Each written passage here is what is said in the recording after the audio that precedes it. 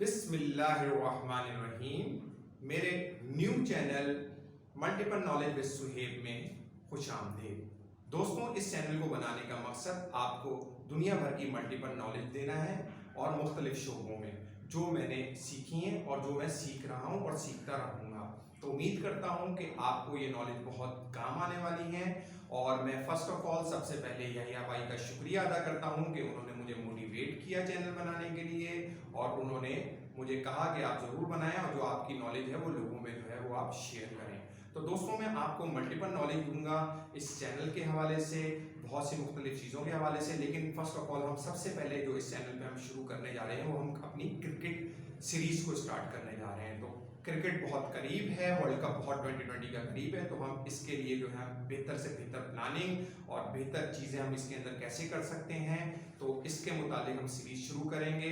तो उम्मीद करता हूँ कि आपको चैनल बहुत अच्छा लगेगा और आने वाली वीडियोस जो हैं वो आपके बहुत काम आने वाली हैं। तो इस चैनल से जुड़े रहिएगा, चैनल को ज़रूर सब्सक्राइब करें और वीडियोस को लाइक करें ताकि मुझे मोटिवेशन मिलती रहे और मैं मोटिवेट होता रहूं और मज़ीद बेहतर से बेहतर वीडियो लाता रहूं। तो इंशाल्लाह अगली वीडियो में मिलते हैं, जब तक खुदा हाफिज।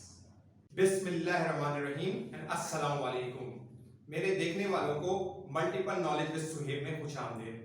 दोस्तों, आज हम बहुत इंपॉर्टेंट टॉपिक पे बात करने जा रहे हैं कि how to improve our batting तकनीक। दोस्तों, हमने अक्सर देखा है और हम दुनिया जहां में देखते हैं और अक्सर यही बात डिस्कस होती है कि बैट्समैन जो रन कर रहा है वो अपनी तकनीक के बिहाफ पे रन कर रहा है, जबकि दोस्तों ऐसा कहीं भी नहीं है कि जो भी बैट्समैन दुनिया में रन करता है वो तकनीक के बिहाफ पे रन करता है। दुनिया में जो भी बैट्समैन रन करता है वो अपनी आई साइट के बिहाफ पे रन करता है। बैट्समैन के लिए दोस्तों दो चीजें सिर्फ रिक्वायर्ड हैं, what is your I site and what is your mental toughness. दुनिया में जितने भी लोग रन करते हैं वो अपनी रिफ्लेक्सेस के बिहाफ पे करते हैं, ना कि तकनीक के बिहाफ पे। अगर हम इस बात को मान भी लें कि तकनीक बहुत जरूरी है तो विदाउट एनी रिफ्लेक्सेस उस तकनीक का कोई फायदा नहीं है। अगर हम आप रिसेंटली अगर हम मिसाल लें, अगर बाबर आजम रन कर रहा है तो हम ये कहें कि उसकी तकनीक बहुत अच्छी है, उसका टेक्निकली वो बहुत अच्छा खेल रहा है, तो ऐसा कुछ भी नहीं है। उसके रिफ्लेक्सेस इस वक्त बहुत अच्छे हैं और वो रिफ्लेक्सेस उसके बहुत अच्छे काम कर रहे हैं जिस बिहाफ के ऊपर वो रन कर रहा है। ठीक है, तो दोस्तों आपने कोशिश करनी है, जब भी नेट में जाना है, प्रैक्टिस करनी है, तो आपको अपनी तकनीक से ज्यादा अपने रिफ्लेक्सेस के ऊपर काम करना है कि how to improve our reflexes. Number 2, दोस्तों दुनिया में जितने भी बैट्समैन हैं, मैं मिसबा भाई से कहूंगा, इंजी भाई से कहूंगा, जितने भी बड़े बैट्समैन हैं वो ये बताएं कि हम अपने रिफ्लेक्सेस को कैसे तेज कर सकते हैं, इसके लिए बताएं। क्योंकि मैंने बहुत से लोगों की जो वीडियोस देखी हैं वो ये बताते हैं कि बैट्स की जो पोजीशन है वो ये होनी चाहिए, आई कोऑर्डिनेशन सिंपल होना चाहिए और सामने होना चाहिए, कि जबकि ऐसा कुछ भी नहीं है। हम जितनी भी फोकस कर लें, हम जितनी भी चीजें फोकस करके हम देखें या हम खेलें, उसके अंदर हमारी रिफ्लेक्सेस का और मेंटल टफनेस का कि हम कितना अच्छा जो है प्रेशर को एब्जॉर्ब कर सकते हैं वो इंपॉर्टेंट होता है। अच्छा, मैं एक प्रोग्राम में मैं देख रहा था तो उसके अंदर आकिब भाई ने कहा कि हम लोग जो है फिटनेस के ऊपर हम देख रहे हैं और हमने जो है आजकल जो है 2 पहलवान जो है हमने जो है वो सिलेक्ट करनी है, ना कि हमने जो है वो हमने कोई परफॉर्मेंस देखी है और ना हमने फिटनेस देखी है। देखिए, बैट्समैन के लिए हमें से 2 चीजें रिक्वायर्ड हैं जो कि वो मैंने आपको बता दी है। और अगर हम दुनिया में देखें, दुनिया में अजीम बैट्समैन को देखें जो कि उन्होंने रन किए हैं, वो पहलवान नहीं थे, ये पहलवान नहीं थे। मिसाल के तौर पर अर्जुन रणदुंगा जिन्होंने 96 का वर्ल्ड कप जीता और दुनिया जानती है। Aravinda de Silva, he is not आप फिट गए लेकिन इनके रिफ्लेक्सेस बहुत अच्छे थे, लेकिन आप पहलवान कहना चाहें तो आप बिल्कुल बेशक आप आकिब भाई कह सकते हैं इनको भी पहलवान। इन्होंने जो भी रन किए हैं वो अपने रिफ्लेक्स पे। नंबर 2, इंजमाम भाई ने कभी भी फिटनेस के ऊपर रन नहीं किए। इंजमाम भाई ने जितने भी रन किए हैं वो अपने रिफ्लेक्सेस के बिहाफ पे किए। इंजमाम भाई is not a fit player और जितनी भी उन्होंने क्रिकेट खेली है वो अपने रिफ्लेक्सेस के बिहाफ पे किए। लास्ट वर्ल्ड कप में आप देख लें तो सही अनवर ने इंडिया के खिलाफ जो रन किए थे, इज नॉट एन प्लेयर लेकिन फिट, बट रिफ्लेक्सेस उनके उस वक्त भी बहुत अच्छे काम करते थे। दुनिया में आप आ जाए, number 1 Allan Border, David Boon, mark Taylor, Matthew Hayden, ये ऐसे प्लेयर्स थे जो कि आपको बाजाहिर देखने में फिट नहीं लगते थे, लेकिन ये इनके रिफ्लेक्सेस अच्छे थे जिस बिहाफ पे ये रन करते थे, ना कि तकनीक के बिहाफ पे। अगर मैं एक मिनट के लिए ये बात मान भी लूं कि तकनीक बहुत जरूरी है, तो विदाउट एनी रिफ्लेक्सेस उस तकनीक का कोई फायदा नहीं। अब मेरा इंटरनेशनली ये सवाल है आप तमाम इंटरनेशनल प्लेयर से कि रिफ्लेक्सेस को कैसे तेज किया जाता है, इसके बारे में आप बताएं। रमीज राजा भाई को भी मैं अक्सर देखता हूं, अपने हर चैनल में एक ही बात को डिस्कस करते हैं कि तकनीक को बेहतर करें, तकनीक को बेहतर करें, कॉम्पैक्ट होके खेलें। हम कॉम्पैक्ट होके खेलना इतना बता देते हैं प्लेयर्स को कि वो इतना ज्यादा सीधा हो जाता है कि उसको जरूरत ही नहीं होती कि वो जाके वो क्रॉस खेले, और वो उसी अपने कॉम्पैक्ट करने के लिए, उसको सीधा खेलने के लिए वो उसी के अंदर चला जाता है। लेकिन दुनिया में आप जितने भी अजीम बैट्समैन देखेंगे वो कभी भी सीधा नहीं खेलते, वो हमेशा क्रॉस खेलेंगे। Number 1 Saeed Anwar, Javed Miandad, Ricky Ponting, Sachin Tendulkar, जितने भी अजीम प्लेयर हैं आप उनको देखें, वो कभी भी ज्यादा सीधा नहीं खेलते, हमेशा ऑन दी ऑन खेलते हैं। हमारे यहाँ नेटों के अंदर जो प्रैक्टिस कराई दी जाती है और जो की चीजें बताई जाती हैं, आपको कॉम्पैक्ट फोकस करके सीधी आपको बैटिंग करनी है, आपको फोकस करके सामने बैटिंग करनी है। वो उसी फोकस के अंदर इतना ज्यादा फोकस कर लेता है कि जब वो मैच में जाता है तो वो किसी काबिल नहीं रहता। देखिए नेट के अंदर ये प्रेजेंटेशन मैंने आज से 12 साल पहले भी दी थी। नेट के अंदर 3 से 4 घंटे बैटिंग करना बिल्कुल ऐसे ही है जैसे दिन भर हाथ में किताब लेके पढ़ना, ना कि पढ़ना भी उसे याद भी करना। ठीक है, तो मेरी एक्स क्रिकेटर से गुजारिश है कि वो ये जरूर बताएं कि रिफ्लेक्सेस को कैसे तेज किया जाए, ना कि तकनीक को कैसे बेहतर किया जाए। अब हम आ जाते हैं शर्जील खान और आजम खान की तरफ। मुझे बहुत अफसोस हुआ कि शर्जील खान और आजम खान को ये कहा गया कि हमने पहलवान सेट कर लिए, हमने पहलवान सेट कर। सर पहलवान नहीं किया है, ही इज एन यंगस्टर, हमें इनको सपोर्ट करनी चाहिए और इस एज में इसके रिफ्लेक्सेस बहुत अच्छे। हाँ ये बात एक अलग है कि उसकी टीम में जगह बनती है या नहीं बनती, वो परफॉर्म करेगा या नहीं करेगा, ये एक अलग मैटर है, हम इस टॉपिक पे बाद में भी बात कर सकते हैं। लेकिन एज अ यंगस्टर हमें इसको सपोर्ट करना चाहिए और इस एज में रिफ्लेक्सेस ज्यादा अच्छा काम करते हैं। हाँ मैं ये जरूर मान सकता हूं कि मेंटली तौर पे ये इस वक्त स्ट्रांग नहीं होगा, लेकिन रिफ्लेक्सेस इसके ज्यादा अच्छे काम करेंगे क्योंकि ये यंग है। ठीक है, और मैं ये चाहूंगा कि ऐसे प्लेयर्स को मौका दिया जाए और बार बार मौका इनको दिया जाए और फरहम किया जाए। अल्लाह हाफिज। बिस्मिल्लाहिर्रहमानिर्रहीम, अस्सलाम वालेकुम, welcome to multiple knowledge with Suhaib में खुशामदीद करता हूं। दोस्तों आज हम बात करेंगे बॉलिंग के ऊपर कि हम अपनी बॉलिंग को किस तरह से बेहतर बना सकते हैं। जैसा कि हम लोगों ने दोस्तों देखा है कि अक्सर लोग कहते हैं कि हमें लाइन और लेंथ जो है वो बहुत जरूरी है। अच्छा जी, हम बात करते हैं bowler have 2 things required. Number 1 is what is your physical fitness and what is your line और लेंथ। इस बात को मैंने आज से 12 साल पहले बताया था और इसके अंदर मैंने पूरी प्रेजेंटेशन भी दी थी पाकिस्तान क्रिकेट बोर्ड को कि हम अपनी लाइन और लेंथ को कैसे बेहतर कर सकते हैं। फिजिकल फिटनेस बॉलर्स के लिए बहुत जरूरी है, लेकिन लाइन और लेंथ कहते किसको है? बेसिकली हमारे डिफाइन किया जाता है कि लेंथ बॉल वो कि अगर मैं किसी प्लेयर से पूछूं कि आप ये बताएं कि लेंथ बॉल फेंकने का तरीका क्या है, how to bowled a good length ball, तो वो डिफाइन करते हैं ऐसी बॉल जो कि ऑकवर्ड फेंकी जाए जिसके ऊपर बैट्समैन खेल ना सके, उसको कहेंगे हम गुड लेंथ बॉल, तो वो कहलाएगी। तो वो डिफाइन करते हैं, वो बताते नहीं है कि बॉल को फेंकना कैसे है। अच्छा नंबर 1, विक्की भाई you are a coach of Pakistan cricket team please, और जो दूसरे हैं सकलैन भाई, आकिब भाई, वसीम भाई, जितने भी हमारे लेजेंडरी बॉलर्स हैं उनसे मैं रिक्वेस्ट करूंगा कि वो जरूर बताएं कि लेंथ बॉल को फेंकने का तरीका क्या है। डिफाइन ना कीजिएगा कि लेंथ बॉल वो होती है कि जो कि ऐसी ऑकवर्ड पोजीशन पे गिराई जाए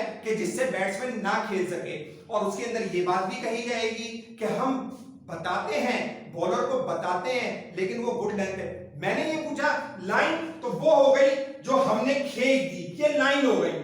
अब लेंथ बॉल फेंकने का तरीका क्या है, क्या अंदाज होना चाहिए मैच के अंदर कि हम एक अच्छी बॉल फेंकें। और अगर मैं आपकी बात ये मान भी लूं कि आप बता रहे हैं, तो आप बता रहे हैं 3 से 4 साल से वो बॉलर प्रैक्टिस कर रहे हैं, बहुत ज्यादा मेहनत कर रहे हैं, लेकिन जब वो मैच में जाते हैं तो वो 4 ओवर में फिर भी 70 रन 60 रन, तो ये किस तरह की लेंथ बॉल है। तो प्लीज सकलेन भाई, आपसे भी स्पेशली रिक्वेस्ट है कि आप प्लेयर डेवलपमेंट कर रहे हैं पीसीबी के अंदर, आप जरूर बताएं कि लेंथ बॉल को फेंका किस तरह से जाता है, उसको डिफाइन न कीजिएगा, बॉल को फेंकने का तरीका बताइएगा कि ये लाइन होती है, लाइन को गुड लेंथ पे बॉल को फेंकने का तरीकेकार क्या है, ना कि लाइन के ऊपर से फेंकने का तरीका बताएं। इसके अंदर मैं स्पेशली आखिर भाई आपसे भी बात कहूंगा कि आपकी भी एक एकेडमी काम कर रही है जो कि लाहौर कलंदर के नाम से मौजूद है। आप प्लीज इसके अंदर प्लेयर्स को यह जरूर बताएं कि लेंथ बॉल फेंकने का तरीकेकार क्या होता है, हम लेंथ बॉल को कैसे फेंकें, और अपनी वीडियो के थ्रू बताएं, अपने कोचिंग के थ्रू बताएं। और शुएब भाई स्पेशली मैं आपसे भी ये बात करूंगा कि आप लेंथ बॉल फेंकने का तरीका बताएं कि लेंथ बॉल को डिफाइन ना कीजिएगा। मैंने डिफाइन के लिए नहीं कहा, मैंने कहा अगर मैं बॉल है मेरे हाथ में, ये बॉल है और सामने मेरे बैट्समैन खड़ा हुआ है जो कि मुख्तलिफ खड़े होते हैं, मैं लेंथ बॉल को कैसे फेंकूंगा, लेंथ बॉल को फेंकने का तरीका बताइएगा, डिफाइन नहीं कीजिएगा कि how to define good length ball फेंकी कैसे जाती है। प्लीज ये जरूर बताइएगा। मैं उम्मीद करता हूं कि हमारी ऑडियंस को आप लोगों की वीडियो जो है वो बहुत कारामद लगेगी और हमारे भी बहुत काम आएगी और हमारी भी नॉलेज में बहुत ज्यादा इजाफा होगा। अस्सलाम वालेकुम व रहमतुल्लाहि व बरकातहू। बिस्मिल्लाहिर्रहमानिर्रहीम। मल्टीपल चैनल विद सुहेब में खुशामदीद। दोस्तों, आज आपको हम अपनी वर्ल्ड T20 क्रिकेट टीम की सिलेक्शन के हवाले से हम बताएंगे कि आवाम इसको किस तरह से अच्छे तरीके से सिलेक्ट कर सकती है, और हम पीसीबी की पूरी मदद करने की कोशिश करेंगे कि हम इसमें पीसीबी की क्या मदद कर सकते हैं। लेकिन बड़े दिमाग ऑलरेडी वहां पे बैठे हुए हैं, लेकिन हम भी कोशिश करेंगे कि हम भी कुछ ना कुछ उनकी मदद जरूर कर सकें। तो आइए हम बात करते हैं हम T20 वर्ल्ड कप के हवाले से। और कल जो है T20 की जो है वो सीरीज भी स्टार्ट होने जा रही है वेस्ट इंडीज के खिलाफ। तो इंशाल्लाह हम उम्मीद करते हैं कि पाकिस्तान जरूर इस सीरीज को विन करेगा, वो भी 4-0 से। अच्छा दोस्तों, जबकि हमने देखा है कि बहुत से हमारे जो प्लेयर्स हैं, जो हमारे एक्स क्रिकेटर्स हैं, उन्होंने सोल्यूशन आज तक नहीं दिया। उन्होंने सिर्फ जो है आप ये समझें कि उन्होंने बहुत ज्यादा क्रिटिसाइज किया पाकिस्तान क्रिकेट को, और ये भी कहा है कि हमारा फर्स्ट क्लास जो स्ट्रक्चर है वो सही नहीं है, दूसरी टीमें बहुत अच्छी हैं, वो बहुत आगे निकल गई हैं, जबकि ऐसा कुछ भी नहीं है। हमने आज तक ऐसी कोई प्रेजेंटेशन प्रोवाइड ही नहीं की है पाकिस्तान क्रिकेट बोर्ड को कि वो उस सिलसिले में बताए या वो दिखाए लोगों को कि ये चीज है। हमारे जितने भी एक्स क्रिकेटर हैं, मैं किसी का नाम नहीं लूंगा, वो सिर्फ क्रिटिसाइज करते हैं, ना कि सोल्यूशन देते हैं। हम कोशिश करेंगे कि पाकिस्तान क्रिकेट बोर्ड को सोल्यूशन दे, और एक ऐसा सोल्यूशन दे कि जो कि वो हमेशा से याद रखे और वो हमेशा आने वाले प्लेयर्स के लिए जो है वो काम आता रहे। ये जरूरी नहीं है कि जो अच्छी क्रिकेट खेले तो वो अच्छा ही सोल्यूशन दे, ये जरूरी नहीं है, कहीं पे भी ये नहीं होता। और जो अच्छा प्लेयर हो और वो अच्छा कप्तान भी हो। तो इस चीज को बात को मद्देनजर रखिएगा, और हमारा दिल पाकिस्तान के लिए धड़कता है, और हम इंशाल्लाह कोशिश करेंगे कि हम बेहतर से बेहतर सोल्यूशन देते रहें। मैं इसके अंदर पाकिस्तान क्रिकेट बोर्ड को स्पेशली बहुत सी ऐसी चीजें बताऊंगा, और जो कि मैं अपनी पहले की भी 3 वीडियोस में बता चुका हूं कि हम इसको कैसे बेहतर कर सकते हैं, हमारा प्रैक्टिस सेशन कैसा होना चाहिए, हमें अपनी बॉलिंग की लाइन और लेंथ कैसे करनी चाहिए, और हमें अपने बैट्समैन के रिफ्लेक्सेस को कैसे तेज करना चाहिए। वो सारे सोल्यूशन हमारे पास मौजूद है और हम इंशाल्लाह गाए बगाए देंगे। And how to win a toss, हम इसके बारे में भी बताएंगे कि टॉस को कैसे विन किया जाता है, और हम इस चीज के बारे में भी बताएंगे अगर हमारा कोई मैच है और बहुत प्रेशर मैच है और उसके अंदर जो है हमारे खिलाफ 20 ओवर्स में 230 या 200 रन हो जाते हैं, तो हाउ टू हम उसको किस तरीके से हम अचीव कर सकते हैं, और उस अचीवमेंट के लिए कौन कौन सी चीजें हैं जो बहुत इंपॉर्टेंट होती हैं रिगार्डिंग,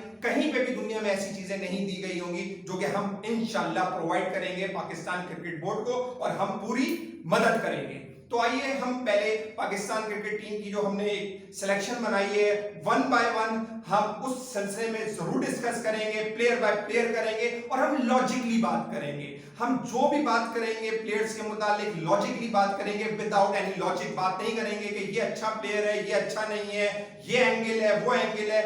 हम कोई भी एंगल लिए हम सबसे पहले पाकिस्तान है और हम पाकिस्तान के लिए हम करेंगे और इंशाल्लाह पाकिस्तान T20 का वर्ल्ड कप जरूर जीतेगा। तो आइए हम दोस्तों स्टार्ट करते हैं, जो कि मैंने जितनी मेरी समझ है मैंने उस हवाले से पाकिस्तान क्रिकेट टीम को तरतीब दिया है और मैं वन बाय वन मैं आपको बताऊंगा कि उनकी क्या खासियत है, उनकी हमें क्या जरूरत है और कौन कौन से ऐसे प्लेयर्स हैं जो हमारे मैच विनर हैं। तो आइए हम स्टार्ट करते हैं। दोस्तों जो हमने माई वर्ल्ड कप टीम 2020 इस जो है हमने पहले नंबर पे जो हमने रखा है वो सरफराज अहमद को रखा है। Sarfaraz Ahmed is a natural cricketer and match winner. ठीक है, इनके मुतालिक आप ये कह सकते हैं कि वर्ल्ड कप में इन्होंने ऑलरेडी परफॉर्मेंस दी हुई है और इन्होंने ऑलरेडी जो है अपने आप को प्रूव किया हुआ है and he is already champions trophy इन्होंने जिताई हुई है और इन्होंने प्रूव किया हुआ है और प्रेशर को एब्जॉर्ब करना जानते हैं। तो मेरे हिसाब से पहले नंबर पे जो है वो सरफराज अहमद जो है वो ओपन करेंगे।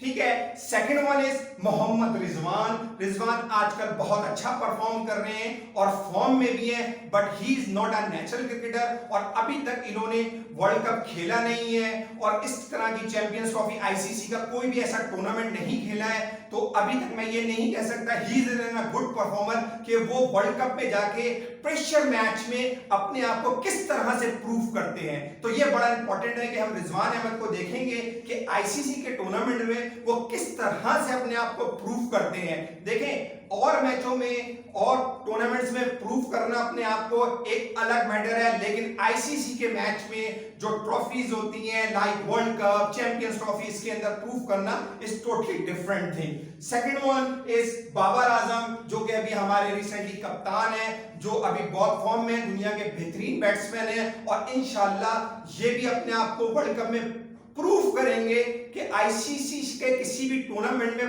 प्रूव करना अपने आप को ये इस बात की निशानी है कि वो बहुत अच्छा बैट्समैन है या वो बहुत अच्छा बॉलर है। देखिए, दुनिया जहां में हमेशा क्रिकेट खेली जाती है, बास प्लेयर्स ऐसे होते हैं कि वो विदाउट आईसीसी टूर्नामेंट तो बहुत ज्यादा अच्छा परफॉर्म करते हैं, लेकिन जहां दुनिया की बहुत सी अच्छी टीमें आती हैं, जहां उन्हें परफॉर्म करना होता है तो वो वहां परफॉर्म नहीं कर पाते हैं। उनके रिकॉर्ड्स बहुत अच्छे होते हैं, लेकिन जहां उन्हें परफॉर्म करना है, प्रेशर में परफॉर्म करना है, अपनी टीम को जिताना है, तो वो बहुत ज्यादा इंपॉर्टेंट है। तो हम इसके अंदर अभी तक हमने इस तरह की कोई परफॉर्मेंस बाबर आजम की नहीं देखी, तो हम उम्मीद करते हैं कि Babar Azam one of the best player in T20 world cup में इंशाल्लाह जरूर होंगे। दोस्तों अब हम चौथे नंबर पे Mohammad Hafeez is a good allrounder, मगर उनको 16 से 17 साल खेलते हुए हो गए हैं, उन्होंने कई वर्ल्ड कप खेले हैं, लेकिन अगर उनकी परफॉर्मेंस देखें तो कोई उनकी ऐसी एक्स्ट्रा ऑर्डिनरी परफॉर्मेंस नहीं है कि उन्होंने सिंगल हैंडली जो है अपने किसी आईसीसी के टूर्नामेंट में पाकिस्तान को मैच जिताया हो। हाँ, उनकी परफॉर्मेंस जरूर अप एंड डाउन चलती रही है और अभी उनकी परफॉर्मेंस बिल्कुल ऐसे ही था जैसे चिराग जब बुझता है और उसके बाद दोबारा से जलता है, तो बिल्कुल आजकल हफीज की पोजीशन जो है वो ये पोजीशन है। तो हम कह सकते हैं कि नंबर 4 पे हफीज को ले सकते हैं बिकॉज ऑफ दिस रीजन कि ही is a good batsman, good fielder and good batsman. तो हम चौथे पे हफीज को लेते हैं। नंबर 5 के ऊपर जो है हम फवाद आलम को लेंगे। Fawad Alam is a natural cricketer and match winner. अच्छा देखें, इसके ऊपर सबसे ज्यादा जो क्रिटिसाइज होगा वो फवाद आलम के ऊपर होगा। कहा जाएगा कि इसने ये तो किसी पीएसएल की टीम में भी सिलेक्ट नहीं है, ना किसी 2020 टीम में सिलेक्ट है और ना इसको किसी ने अभी तक सिलेक्ट किया है। देखें, ही इज अ नेचुरल टैलेंट, इसको आपको बताने की जरूरत नहीं है। ये 10 साल के बाद भी आके इसने अपने आप को प्रूव कर दिया है। ये प्रेशर को एब्जॉर्ब करने की इसके अंदर सलाहियत है। दुनिया की किसी भी टीम को ये टफ टाइम दे सकता है। नंबर जो 6 के ऊपर इसको सिलेक्ट करने का एक और जो सबसे बड़ा रीजन है वो ये है कि ये एक अच्छा बॉलर है, ये एक अच्छा बैट्समैन है, ये एक अच्छा फील्डर है। तो इसके अंदर तीनों वो खसूसियात हैं जो कि एक अच्छे ऑलराउंडर में होनी चाहिए, और इसने अपने आप को 2020 वर्ल्ड कप के अंदर प्रूव भी किया हुआ है। वो आप बगाए बगाए उसकी वीडियो भी देख सकते हैं। इसके ऊपर मुझे पता है बहुत ज्यादा क्रिटिसिज्म भी होगा, लेकिन he is in a match winning player. हमें ये देखना चाहिए कि इसने, देखें, अगर मैं ये बात मान भी लूं कि इसने नहीं खेली है, जो 2020 के अंदर पीएसएल नहीं खेला और कोई लीग नहीं खेली या किसी ने सिलेक्ट नहीं किया, जो लोग सिलेक्ट हुए, मैं किसी को क्रिटिसाइज नहीं करूंगा, किसी का नाम नहीं लूंगा, वो इतने अरसे से खेल के कौन सा परफॉर्मेंस कर रहे हैं। तो this is he is in a match winner. मैं हमेशा कहूंगा और मैं इसके साथ जाऊंगा कि ये प्रेशर को एब्जॉर्ब करने की सलाहियत है। देखिए, दुबई के अंदर मैच है, अगर हमारी ऊपर से कोई भी 4 बैट्समैन ऊपर से आउट होते हैं तो कम से कम इसके अंदर ये सलाहियत मौजूद है कि प्रेशर को एब्जॉर्ब करके इनिंग को जो है ये बिल्डअप कर सकता है, और सिंगल डबल ये जो है लेके इनिंग को लॉन्ग लास्टिंग बिल्डअप जरूर कर सकता है। जरूरी नहीं है कि हम इस पोजीशन पे लाके किसी एक ऐसे हिटर को लाएं कि जो कि वो आके यहाँ पे हिट मारे। अगर फॉर एग्जांपल हम इस जगह पे लोग कहेंगे कि यहाँ पर अगर हम रख देते हैं फॉर एग्जांपल शर्जील खान, हम रख देते हैं आजम खान, देखें अगर ये लोग भी अच्छे हैं, नॉट बैट्समैन, लेकिन उनको रखने से पहले ये जरूर सोचिएगा कि अगर हम वो फेल होते हैं, इन केस इस पोजीशन पे आके वो फेल होते हैं, तो ही is a good fielder, he is a match winner, और आया उनकी पास में ऐसी कोई परफॉर्मेंस है कि जो उन्होंने सिंगल हैंडली मैच जिताया है, तो हमें इन सब चीजों को भी देखना बहुत जरूरी है। तो शोएब मलिक नंबर 6 के ऊपर शोएब मलिक ही is a national cricketer and match winner. देखिए, मिडिल ऑर्डर में जो कि 6 नंबर पे इस पोजीशन पे आके ये प्रेशर को एब्जॉर्ब करके बहुत अच्छे तरीके से ये खेल सकते हैं। इन्होंने वर्ल्ड कप के अंदर भी ऐसी परफॉर्मेंसेस दी हुई हैं कि इनको बताने की जरूरत नहीं है। मिडिल ऑर्डर में इस वक्त T20 के लिए हमारे पास इससे अच्छी ऑप्शन नहीं है। नंबर 2, ये जो है अच्छी बैटिंग कर लेते हैं, अच्छे फील्डर भी हैं और एक अच्छे बॉलर भी हैं, और हम इनके ऊपर भरोसा कर सकते हैं कि ये हमारे इस पोजीशन पे आके ये हर किस्म की जो है वो बैटिंग कर सकते हैं, ये इनिंग को बिल्डअप भी कर सकते हैं, ये हार्ड हिटिंग भी कर सकते हैं, ये हर पोजीशन में जो है वो खेल सकते हैं। तो मैंने जो है नंबर 6 के ऊपर शोएब मलिक को रखा है। Number 7 Imad Wasim is a good allrounder, left arm spinner है, लेकिन देखें ये नया बॉल भी करते हैं और ये पुराना बॉल भी करते हैं। नया बॉल ये मार के करते हैं, बॉल को रन को बचाने के लिए जाते हैं और फ्रंट से लीड करते हैं। इनका दिल बहुत बड़ा है और मैं ये समझता हूं he is a good allrounder. इनके अंदर भी तीनों वो खसूसियात हैं जो कि एक प्लेयर में होनी चाहिए। ही is a good fielder, good bowler and good batsman. हमें कोई भी प्लेयर को सिलेक्ट करने से पहले हमें पूरा टीम का बैलेंस देखना चाहिए कि हमारी टीम का बैलेंस क्या है, और हमें किसी भी चीज में हम लैग तो नहीं कर रहे। जब हम इंटरनेशनल क्रिकेट में जाते हैं तो 2020 में जब आप जाएंगे तो उसमें बड़ा माइनर आपकी चीजें होती हैं। माइनर चीजों के साथ जो है आपको देखना पड़ता है कि अगर बैट्समैन अच्छा है वो फील्डर अच्छा नहीं है, और अगर फील्डर अच्छा है तो वो बैट्समैन अच्छा नहीं है, तो हमें बड़ी माइनर चीजें देखनी है। और मैं उम्मीद करूंगा दोस्तों कि जो मैं ये प्रेजेंटेशन दे रहा हूं, ये प्रेजेंटेशन बहुत काम आएगी पाकिस्तान क्रिकेट बोर्ड के। बाकी उसमें जो करना है वो मुझसे बेहतर जानते हैं कि क्या चीजें वो कर सकते हैं। Number 8 Hasan Ali, national cricketer, match winner. Hasan Ali का इस वक्त कोई मध्य मुकाबिल नहीं है। He is an excellent batsman, excellent fielder and excellent bowler. तो इसके अंदर भी कोई कंपैरिजन नहीं है कि हम कोई भी इस तरह की बात कर सके हसन अली के लिए। वो ऑलरेडी प्रूव कर रहा है और मुझे उसके मुताल्लिक कुछ कहने की जरूरत नहीं है। Shadab Khan is also a very good cricketer, और ये आप ये समझे कि गुड ऑलराउंडर। ये हमारे राइट आर्म लेग स्पिनर बहुत अच्छे हैं। इन्होंने भी अपने आप को चैंपियंस ट्रॉफी में ऑलरेडी प्रूफ किया हुआ है, इनको प्रूफ करने की जरूरत नहीं है, और ये प्रेशर को एब्जॉर्ब करना जानते हैं।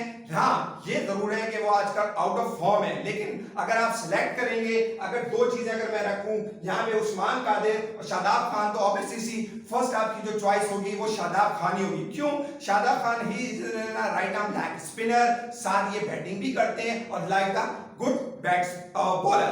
और साथ साथ अगर उस्मान कादिर को लें, अगर फॉर एग्जांपल हम उस्मान कादिर को लेते हैं और Usman Qadir for example 4 over में 50 रन या 40 रन देता है, तो और कोई रन करने की भी जरूरत है जहां बैटिंग में, तो वहां ये इतना करामत नहीं रहता। नंबर 3, इसको आप जब ये देखेंगे कि ही इज एन गुड फील्डर, तो मैं ये कहूंगा ही इज एन नॉर्मल फील्डर। तो हमारी फर्स्ट चॉइस जो होगी वो होगी शादाब खान।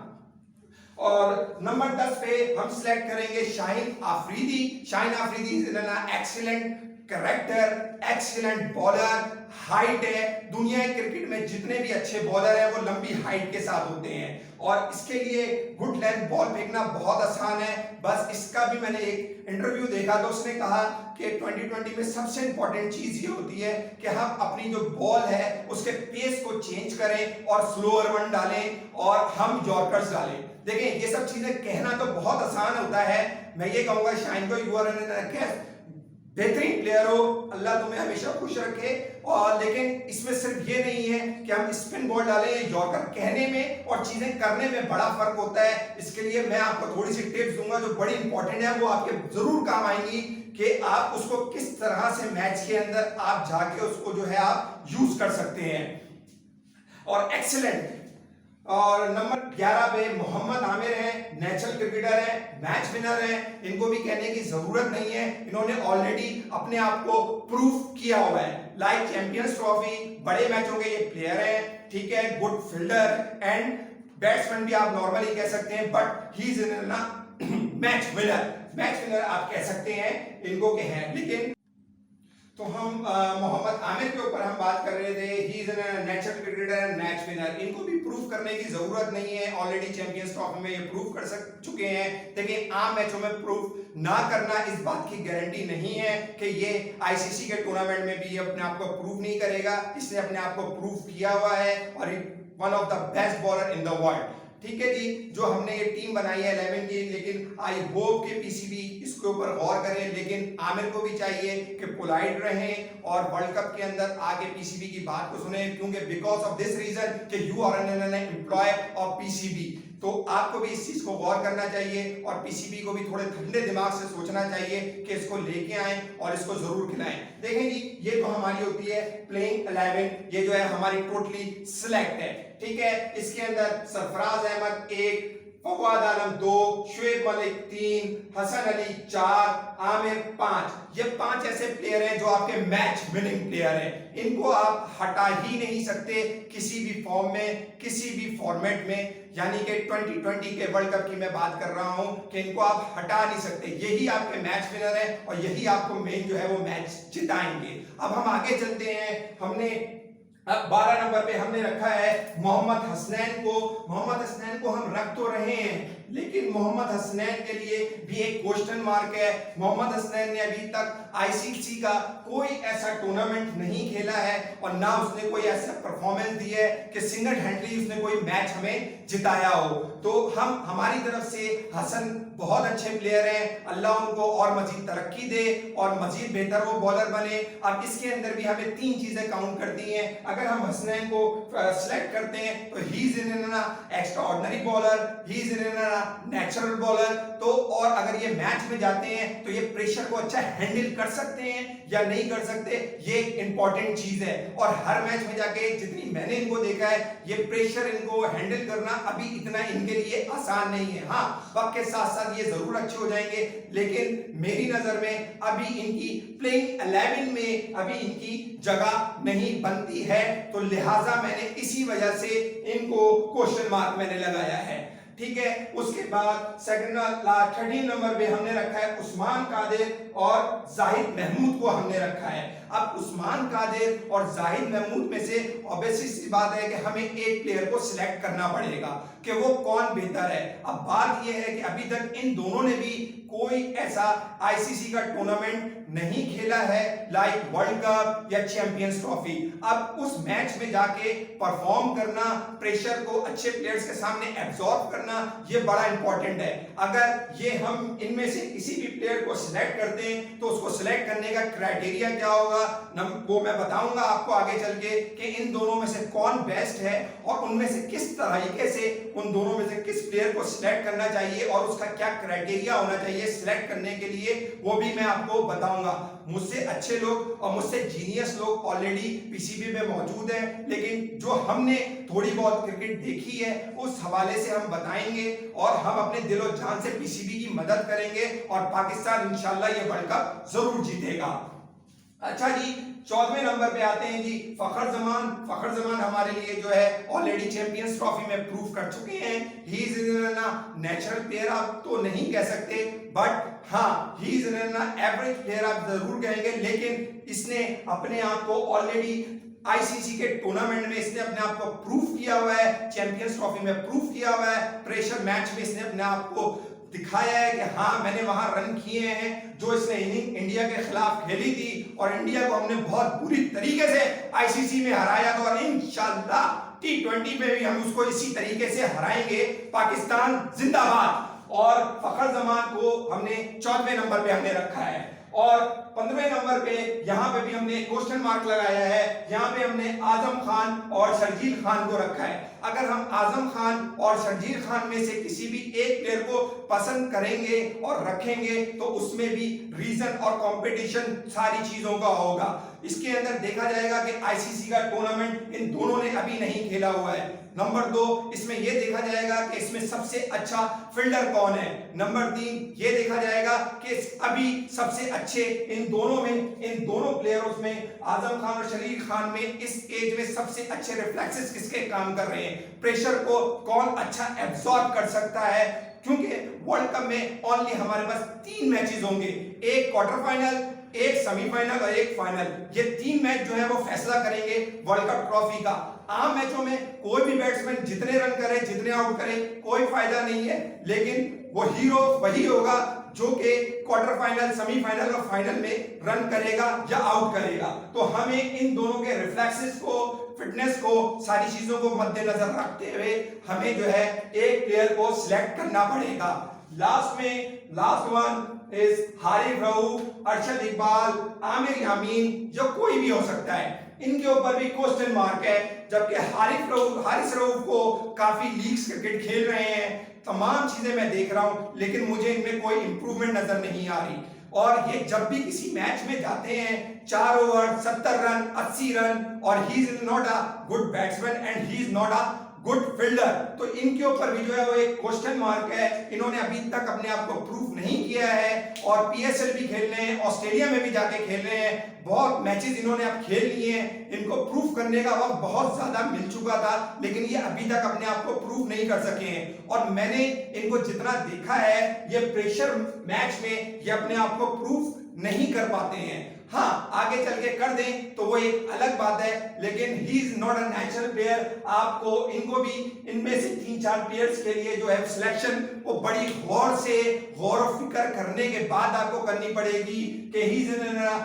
और नंबर 2, बॉलर के लिए सबसे इंपॉर्टेंट चीज जो होती है दुनिया क्रिकेट में, आप देखें अगर वो नेचुरल प्लेयर नहीं है और अगर वो फॉर एग्जांपल गुड लेंथ का बॉलर नहीं है, तो उसके अंदर देखा जाता है कि उसकी हाइट क्या है। जब वो हाइट 6 फीट से देखें, जब पाकिस्तान की क्रिकेट देखें और दुनिया की क्रिकेट देखें, तो हमेशा जितने भी बॉलरों ने कामयाबी हासिल की है वो हमेशा 6 फीट 2 इंच से ज्यादा या 6 फीट 1 इंच से ज्यादा था। देखिए दुनिया की क्रिकेट में 2 टाइप्स ऑफ बॉलर होते हैं, एक नेचुरल बॉलर होता है, उसके अंदर हाइट की जरूरत नहीं होती है, और एक आम होता है बॉलर जो कि उसके अंदर उसकी हाइट हो या ना हो, लेकिन उसके अंदर हमें बहुत जरूरी है ये बात कि हमें कोई हाइट वाला बॉलर ले जिससे हमें निप मिले। जब हमें निप मिलेगा और उसको ऑकवर्ड बाउंस मिलता है, तो हमें कोशिश ये करनी चाहिए कि इस जगह पर हम कोई ऐसा लंबा जिसकी हाइट शाहीन अफरीदी से कम हो ना हो, लेकिन उससे कम हो और बेहतर हो, फिट हो, वो तो ज्यादा हो, और उनके दरमियान मुकाबला कराया जाए, उनके दरमियान सिंगल विकेट हार्ड करवाई जाए और फिर उसमें से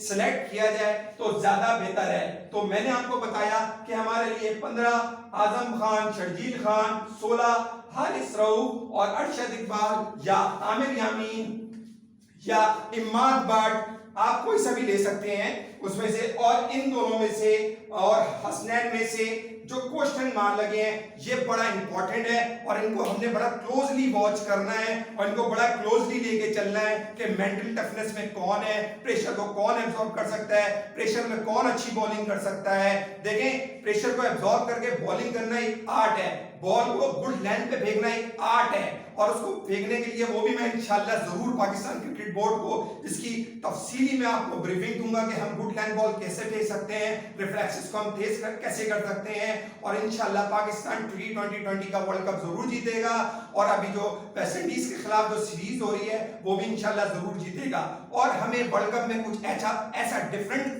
करना पड़ेगा कि जो दुनिया की कोई टीमें ना कर रही हो। देखिए, हम एक ही पैटर्न के ऊपर हम क्रिकेट खेल रहे हैं और खेलते चले जा रहे हैं, हमें कुछ ऐसा डिफरेंस पैदा करना पड़ेगा कि जो डिफरेंट लगे।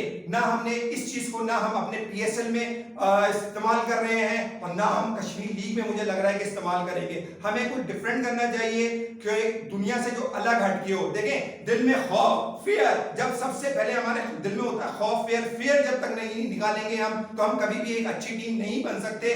दुनिया की नंबर 1 टीम बनने के लिए हमें अपने दिल में से खौफ और लोग क्या कहेंगे कि निकाल के कोई डिफरेंट करना पड़ेगा, कुछ अलग हट के करना पड़ेगा।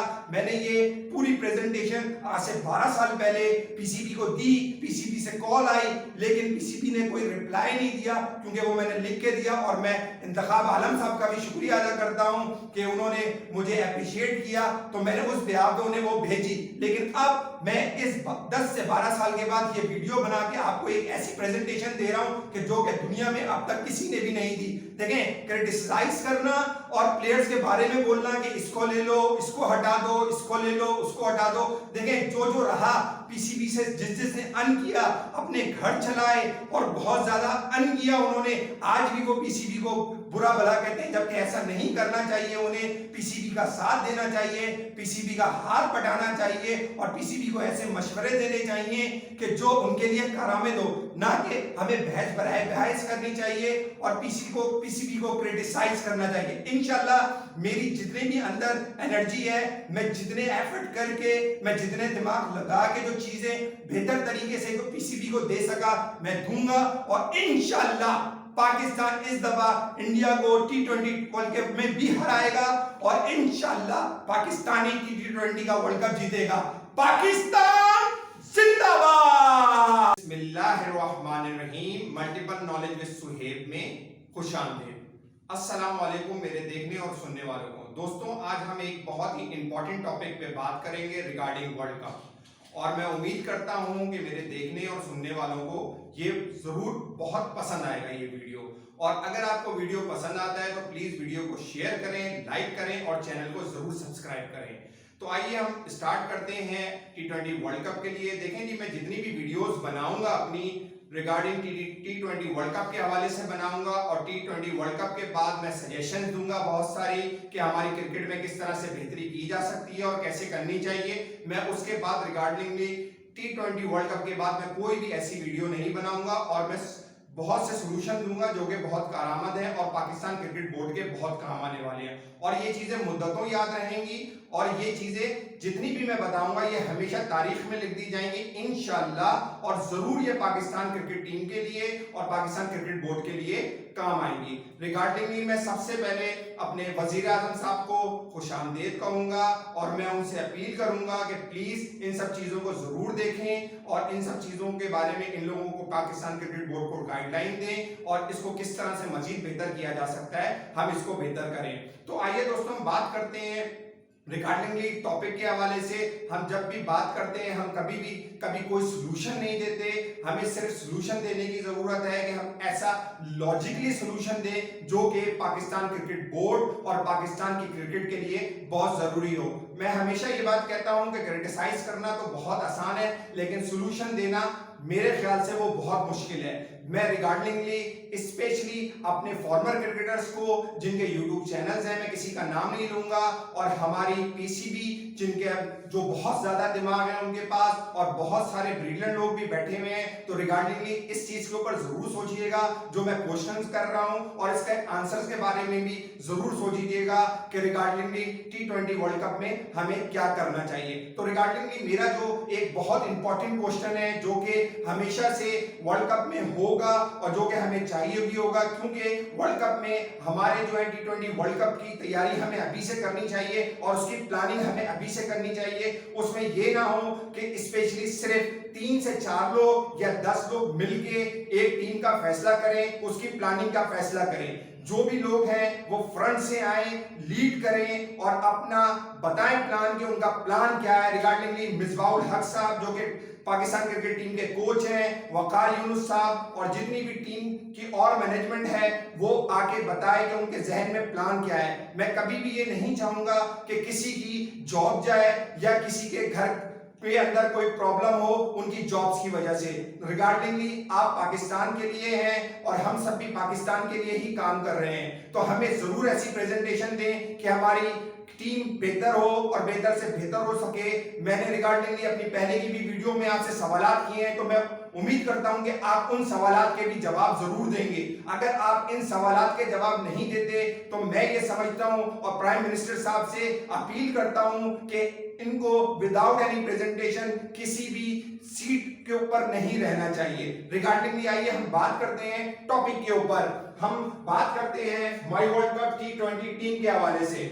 देखें जी, हमेशा से देखा गया है और हमेशा से एक बात कही गई है कि hockey bye practice, football by power and specially cricket by chance. तो हमेशा याद रखें क्रिकेट बाय चांस है। आप जितनी एफर्ट कर लें, आप जितनी मेहनत कर लें, उस दिन मैच में कौन अच्छा खेलेगा वो डिपेंड करता है, लेकिन मैच विनिंग प्लेयर्स का होना बहुत जरूरी है, जो कि मैं लास्ट वीडियो में अपने बता चुका हूं। तो मेरा रिगार्डिंगली सवाल स्पेशली ये है कि how to achieve a target of 180 for planning and 220 in T20 world cup. अगर हम क्वार्टर फाइनल खेल रहे हैं अगेंस्ट किसी भी टीम के खिलाफ, हम क्वार्टर फाइनल खेल रहे हैं और 2020 का बहुत जो है प्रेशर मैच है और हमारे खिलाफ 180 to 250 के दरमियान हो जाते हैं, तो हम इस टारगेट को अचीव कैसे कर सकते हैं। रिगार्डिंगली हमें देखना चाहिए कि हमारी ऐसी क्या प्लानिंग हो कि मैच के अंदर, प्रेशर मैच के अंदर, कि हम प्रेशर को एब्जॉर्ब करके 180 to 230 के दरमियान या 150 to 250 के दरमियान टारगेट को हम किस तरह से अचीव कर सकते हैं। उसको अचीव करने का क्या तरीकेकार होना चाहिए, उस टारगेट को अचीव करने की क्या प्लानिंग होनी चाहिए, इसके बारे में जो है वो हमें डिस्कस करना चाहिए और फॉर्मर क्रिकेटर्स को आगे फ्रंट से अपनी यूट्यूब वीडियोस में और ऐसी प्रेजेंटेशन देनी चाहिए, ना कि हमें ये बताएं कि इतने ओवर तक हमें अपनी विकेट को रखना चाहिए और विकेटों को जब हम अपने हाथ में रखेंगे तो आखिर में जाके हम अच्छी तरह से हिट कर सकते हैं। अच्छा देखें जी, ये वाली जो प्लानिंग है ना, ये हम पिछले 15 से 20 साल से यही देखते हुए आ रहे हैं। इसके अंदर और कुछ नजर नहीं आता कि आप विकेटों को अपने हाथ में रखें और विकेटों को अपने हाथ में रखने के बाद आहिस्ता आहिस्ता करें, 6 ओवर तक आप कोई विकेट नहीं दे, उसके बाद स्ट्राइक करें और फिर मारे और फिर अचीव करें। देखें जी, इसके अलावा भी बहुत से सॉल्यूशन हैं, तो मैं एक्स क्रिकेटर से स्पेशली रिक्वेस्ट करूंगा कि वो इसकी प्लानिंग दें। अच्छा, बहुत से लोगों के जहन में ये भी सवाल आएगा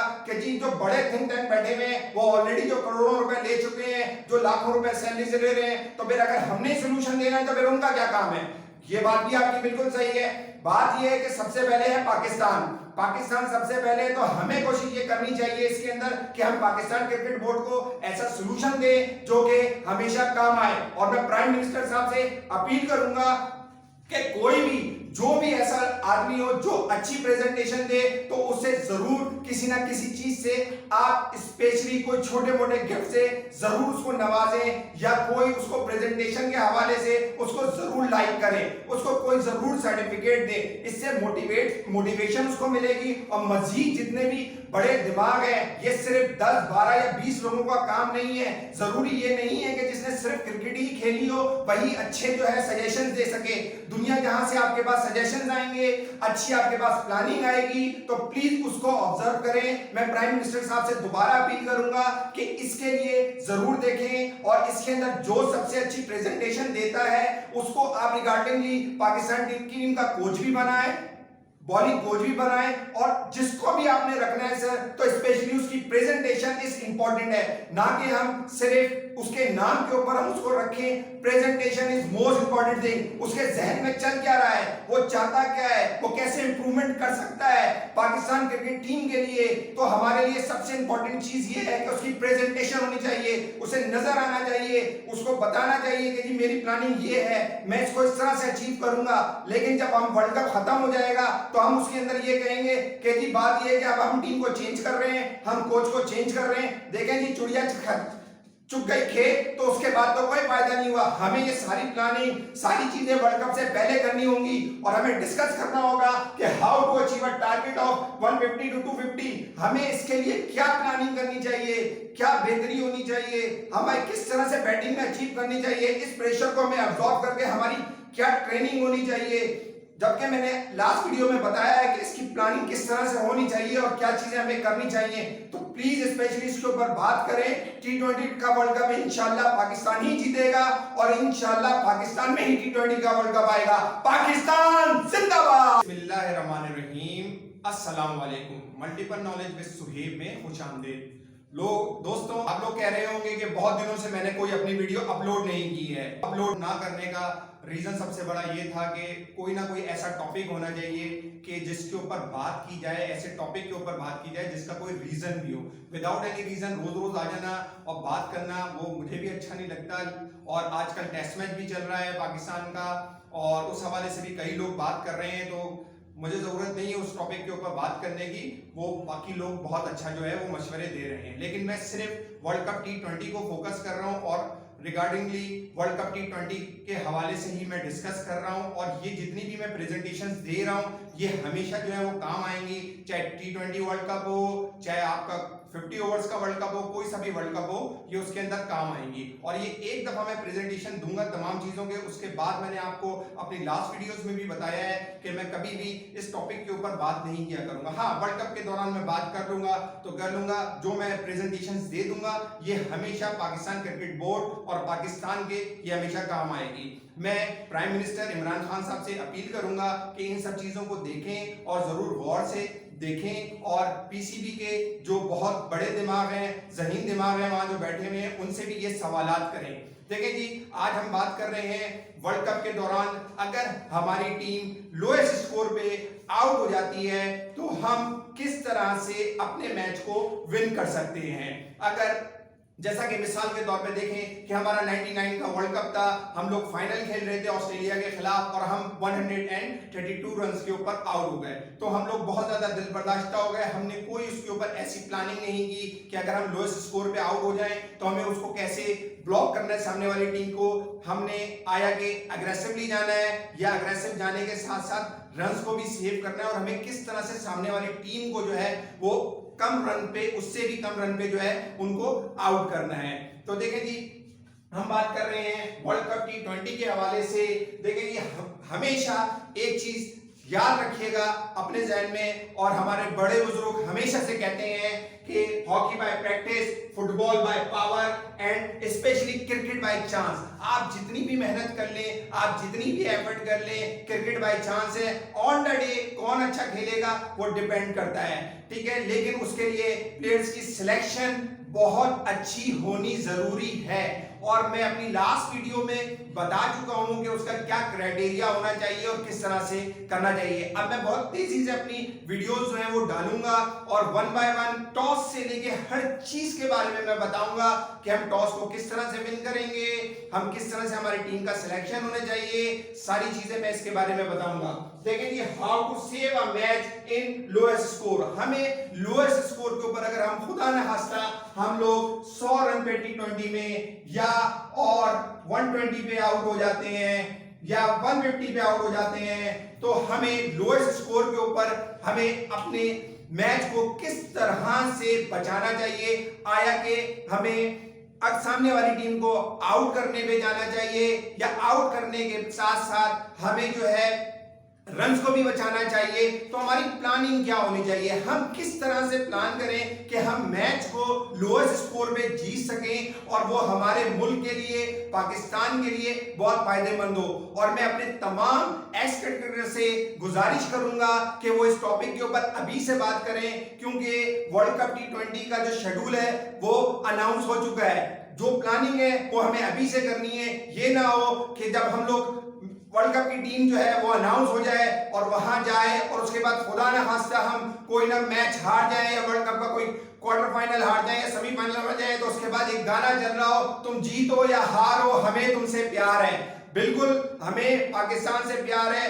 अपने मुल्क से प्यार है, लेकिन हमें जो है इन सब चीजों के ऊपर जरूर देखना चाहिए और फोकस करना चाहिए कि हम अगर लोएस्ट स्कोर पे खुदा ना खास्ता अल्लाह ना करे हम आउट हो जाते हैं तो हमें किस तरह से उस मैच को बचाना चाहिए। पाकिस्तान के जितने भी एक्स क्रिकेटर्स हैं इसके ऊपर आए, अपनी एक प्रेजेंटेशन दें और इसके ऊपर बताएं, पाकिस्तान क्रिकेट बोर्ड को भी सजेस्ट करें कि हमारी क्या प्लानिंग होनी चाहिए। देखें जी, आपको पाकिस्तान ने बहुत कुछ दिया, अब आपको भी ऐसा कुछ देना चाहिए पाकिस्तान को कि वो पाकिस्तान के हमेशा काम आ सके। हम लोग सिर्फ एक चीज के ऊपर बार बार डिस्कस करें, इस प्लेयर को ले लो, इस प्लेयर को निकाल दो, उसको ले लो, इसको ले लो, ये अब नहीं चलेगा। अब मैं जनाब प्राइम मिनिस्टर साहब से अपील करूंगा, सर जिसको भी आप लें, जिसको भी रखें, विदाउट एनी प्रेजेंटेशन किसी को भी उस जगह पे मौजूद नहीं होना चाहिए। क्रिकेट खेलना, मैं दोबारा वही बात कहूंगा, क्रिकेट खेलना, प्रेजेंटेशन देना और क्रिकेट के बारे में नॉलेज होना, ये सारी डिफरेंट चीजें हैं। तो मैं उम्मीद करता हूं कि जितने भी तमाम एक्स क्रिकेटर्स हैं वो इसके ऊपर बात करेंगे कि हम अगर लोएस्ट स्कोर के ऊपर आउट हो जाते हैं तो हम मैच को कैसे विन कर सकते हैं। तो मैं उम्मीद करता हूं कि आने वाले दिनों में सारे एक्स क्रिकेटर जिन्होंने अपने YouTube के चैनल्स बनाए हुए हैं वो पाकिस्तान क्रिकेट बोर्ड को सजेस्ट भी करेंगे और अपने YouTube चैनल्स के अंदर इस रिगार्डिंगली इससे मुतालिक जो है वो वीडियो भी डालेंगे। और मैंने लास्ट वीडियो में भी अपने बताया था और उस वीडियो का मैं लिंक ऊपर दे दिया है कि अगर हमारे खिलाफ ज्यादा रन हो जाते हैं तो हमें उन मैच के अंदर हमें किस तरह से सेव करना चाहिए। इंशाल्लाह अपनी आने वाली वीडियो में दोबारा मुलाकात करेंगे। जब तक मुझे इजाजत दीजिए। पाकिस्तान जिंदाबाद। बिस्मिल्लाहिर्रहमानिर्रहीम। अस्सलाम वालेकुम। मल्टीपल नॉलेज विद सुहेब में खुशामदीद। कैसे हैं आप लोग मेरे व्यूअर्स? आई होप कि आप लोग सब लोग खैरियत से होंगे और आप सबकी खैरियत के लिए मैं दुआ गो रहूंगा। देखिए, आज हम बहुत इंपॉर्टेंट टॉपिक के ऊपर बात करेंगे वर्ल्ड कप T20 के हवाले से कि हमें कौन होना चाहिए हमारा उसमें कोच, बॉलिंग कोच, या हमें किसने रखना चाहिए। देखें जी, सबसे पहले तो मैं ये कहूंगा और इमरान खान साहब से मैं गुजारिश करूंगा कि इमीडिएटली तौर पे हमें वकार यूनुस साहब और मिसबाउल हक साहब को इमीडिएटली तौर पे इनको हमें हटाना होगा इनकी पोजीशन से। मैं इनको जॉब जाने के लिए मैं नहीं कहूंगा कि इनको नौकरी से हटाया जाए, लेकिन इनको पाकिस्तानी टीम के पास से इनको जो है जो पोजीशन दी गई है कोच और बॉलिंग कोच के हवाले से इनको नहीं रहना चाहिए वर्ल्ड कप के अंदर, क्योंकि हम इन दोनों को वर्ल्ड कप के अंदर आजमा चुके हैं। जो इससे पहले जो वर्ल्ड कप हुआ है उसके अंदर एक जो थे वो उस वक्त कोच थे और एक उस वक्त जो थे वो कप्तान थे। आज एक जो है वो बॉलिंग कोच है और एक जो है इसके अंदर जो है वो कोच है। तो हमें ये देखना चाहिए कि ये दोनों प्रेशर को अच्छा हैंडल कर सकते हैं, टैकल कर सकते हैं। तो मैं समझता हूं और पाकिस्तान क्रिकेट बोर्ड मुझसे ज्यादा बेहतर जानता है और इमरान खान साहब से मैं अपील करूंगा कि स्पेशली सर इनको इमीडिएट तौर पे इनको हटाया जाए और किसी ऐसे बंदे को लाया जाए जिसने वर्ल्ड कप में हमें जिताया हो और जिसने परफॉर्मेंस दी हुई हो। लास्ट टाइम आप कह सकते हैं जैसे हमें इंतखाब आलम साहब हैं या यूनुस खान साहब हैं जिन्होंने प्रेशर को एब्जॉर्ब करके मैचेस हमें जिताए हैं और वर्ल्ड कप जिताया है हमें। अगर हम देखें वकार यूनुस साहब को भी अगर हम देखें तो 96 का वर्ल्ड कप हम देख चुके हैं उन्हें कि वो भी प्रेशर को अच्छा हैंडल नहीं कर पाए थे। और इसी तरह से अगर मिसबाउल हक साहब को देखें तो वो भी अच्छा प्रेशर नहीं कर पाए थे। हमारा एक मैच था फाइनल, उसमें एक ऑर्डिनरी बॉलर जब लगा था और उस मैच में हमें सिर्फ 10 रन चाहिए थे, जबकि उन्होंने एक छक्का मार दिया और उसके बाद वो भी प्रेशर को अच्छा हैंडल नहीं कर सके और वो आउट हो गए और वो हम वर्ल्ड कप का फाइनल जो है वो हम लोग हार गए थे। तो मैं उम्मीद करता हूं कि हमें कोई ऐसा बंदा इस पोजीशन के ऊपर लेके आना चाहिए जो कि क्रिकेट उसने ना खेली हो। देखें जी, जरूरी नहीं है कि जिसने बहुत अच्छी क्रिकेट खेली भी हो वो अच्छे मशवरे भी दे और वो अच्छी कोचिंग भी करे। अब सवाल ये पैदा होता है, अगर ये नहीं तो फिर कौन? देखें जी, हमें कोई भी ऐसा बंदा नहीं चाहिए जो क्रिकेट खेला हुआ हो, हाँ उसको नॉलेज हो, वो एक प्रेजेंटेशन अच्छी दे सके और बस ये हमें काफी है। एज क्रिकेटर अक्सर ये जवाब देंगे और ये सवाल करेंगे कि इनसे अच्छा भी कोई नहीं है, वर्ल्ड कप करीब है तो हमें इनको ही रखना चाहिए, इनके अलावा हमारे पास कोई ऑप्शन नहीं है। जी, हम आपके ही मशवरे ले रहे हैं और 20 साल से आप ही के मशवरों के ऊपर ही ये टीम चल रही है। ये आम आवाम तो किसी काम की ही नहीं है, जो अगर इसने बात सही भी कही है तो उसको सुना ही नहीं जाता है और आप ही के मशवरों पे अमल किया जाता है। ये आवाम नहीं देती है मशवरे कि आप इसको टीम को ऐसे बनाएं, इसको कोच हो रहे हैं, ये एक्स क्रिकेटर ही सारे मशवरे देते हैं। तो आज हमारी टीम का ये हाल है, इस नहज पे हम लोग पहुंच चुके हैं कि हमारी क्रिकेट नीचे से नीचे चली जा रही है। मैं दोबारा इमरान खान साहब से अपील करूंगा, अपने प्राइम मिनिस्टर साहब से अपील करूंगा, सर ऐसे लोगों को लाइए, सिर्फ एक्सपीरियंस के ब्याह में मत लाइए, उनसे प्रेजेंटेशन लीजिए, उनके जहन में चल क्या रहा है, दुनिया में हो क्या रहा है, कैसे है। जरूरी नहीं है कि उसने बहुत ज्यादा अच्छी क्रिकेट खेली हुई हो। और मैं समझता हूं कि इस वक्त पाकिस्तान क्रिकेट टीम का कोच जो है फुल एंड फाइनल जो है वो यूनुस खान को होना चाहिए। यूनुस खान बेशक अग्रेसिव हैं, बोल देते हैं, लेकिन दिल के साफ हैं और ये कोई भी ऐसी चीज नहीं करते। ये सबसे पहले पाकिस्तान को देखते हैं और पाकिस्तान के लिए ही इनके लिए सब चीजें हैं। मैं फिर यही कहूंगा कि जो पुराने क्रिकेटर्स हैं वो प्लीज इस बात के ऊपर असेस ना कीजिएगा कि हमारे पास कोई ऑप्शन नहीं है। जी, ऑप्शन हमारे पास बहुत से हैं। जरूरी नहीं है कि अगर यही रहेंगे तो हम वर्ल्ड कप जीतेंगे और यही रहेंगे तो हम लोग वर्ल्ड कप हार जाएंगे अगर ये नहीं होंगे। इससे कोई ताल्लुक नहीं है। हमारी सबसे पहले और इंपॉर्टेंट चीज ये होती है कि हमारा टीम का सिलेक्शन सही और मेरिट के ऊपर होना चाहिए और प्लेयर्स ऐसे सिलेक्ट हो जो कि जाके मैच के अंदर परफॉर्मेंस करें और फिर वही जाके उन्होंने ही लड़ना है, ना कि कोच ने लड़ना है और ना कोच लड़वाता है। मैं ये कहता हूं दुनिया का कोई भी एक अच्छा कोच ले आए और वो दे दे तो क्या आप वर्ल्ड कप जीत जाएंगे? तो कोच कोई नहीं होता, कोच सिर्फ प्लानिंग करता है। अब आ जाए आप प्लानिंग के हवाले से, मुझे बताएं इतने अरसे से वकार यूनुस, मिसबाहुल हक कोचिंग कर रहे हैं, इनकी क्या प्लानिंग है? इन्होंने क्या ऐसा प्लान दिया है? इन्होंने कोई आके बताया कि मैं ये प्लान है, मेरे जहन में ये चीजें हैं, मैं ये बताता हूं, मेरा 2 साल में मैंने ये किया है। मुझे अचीवमेंट की बात ना करें, अचीवमेंट ऐसी बताएं जो बहुत अच्छी अचीवमेंट हो। वर्ल्ड कप के हवाले से कोई अचीवमेंट बताएं या कोई अच्छी टीमों के खिलाफ इनकी अचीवमेंट बताएं कि इन्होंने दी हुई हो। आप कहेंगे कि इनको टाइम चाहिए, टाइम जी हम हर आदमी को 2-2 साल के बाद टाइम दें और उसके बाद फिर वही पीछे गाना लगा दें कि तुम जीतो या हारो हमें तुमसे प्यार है। जी हमें प्यार है और हमेशा हमें प्यार रहेगा और हमें अपने मुल्क से मोहब्बत है। मैं दोबारा यही इमरान खान साहब से अपील करूंगा कि किसी ऐसे बंदे को लाएं कोच की पोजीशन पे जो जरूरी नहीं है कि उसने क्रिकेट खेली हुई हो और उसको बहुत ज्यादा नॉलेज हो और बहुत ज्यादा उसको पता हो क्रिकेट के बारे में। बस मैं यही गुजारिश करूंगा और इनको मैं दोबारा कहूंगा कि इमीडिएट तौर पे इनको जो है वो नीचे अंडर 12 और अंडर 13 पे लेके आया जाए और यहाँ वहां पे जो है इनको कोचिंग करवाई जाए और इनको जॉब से ना हटाया जाए। अस्सलाम वालेकुम, पाकिस्तान जिंदाबाद। बिस्मिल्लाहिर्रहमानिर्रहीम। मल्टीपल नॉलेज विद सुहेब में खुशामदीद। दोस्तों, आज हम बहुत इंपॉर्टेंट टॉपिक पे बात करने जा रहे हैं वर्ल्ड कप के हवाले से। वर्ल्ड कप में हम टॉस को हम किस तरह से विन कर सकते हैं, तो हम डिस्कस करेंगे कि हम टॉस को किस तरह से विन कर सकते हैं। वर्ल्ड कप के अंदर आप जैसा कि जानते हैं कि टॉस को विन करना बड़ा एक इंपॉर्टेंट फैक्टर है। लोग ये कहते हैं कि टॉस हमारे हाथ में नहीं है, लेकिन मैं ये समझता हूं और जितना मेरा सेंस कहता है टॉस आपके हाथ में 70% होता है। तो how to win a toss, toss को हम कैसे विन कर सकते हैं और इसका क्या तरीकेकार होता है आज मैं आपको बताऊंगा।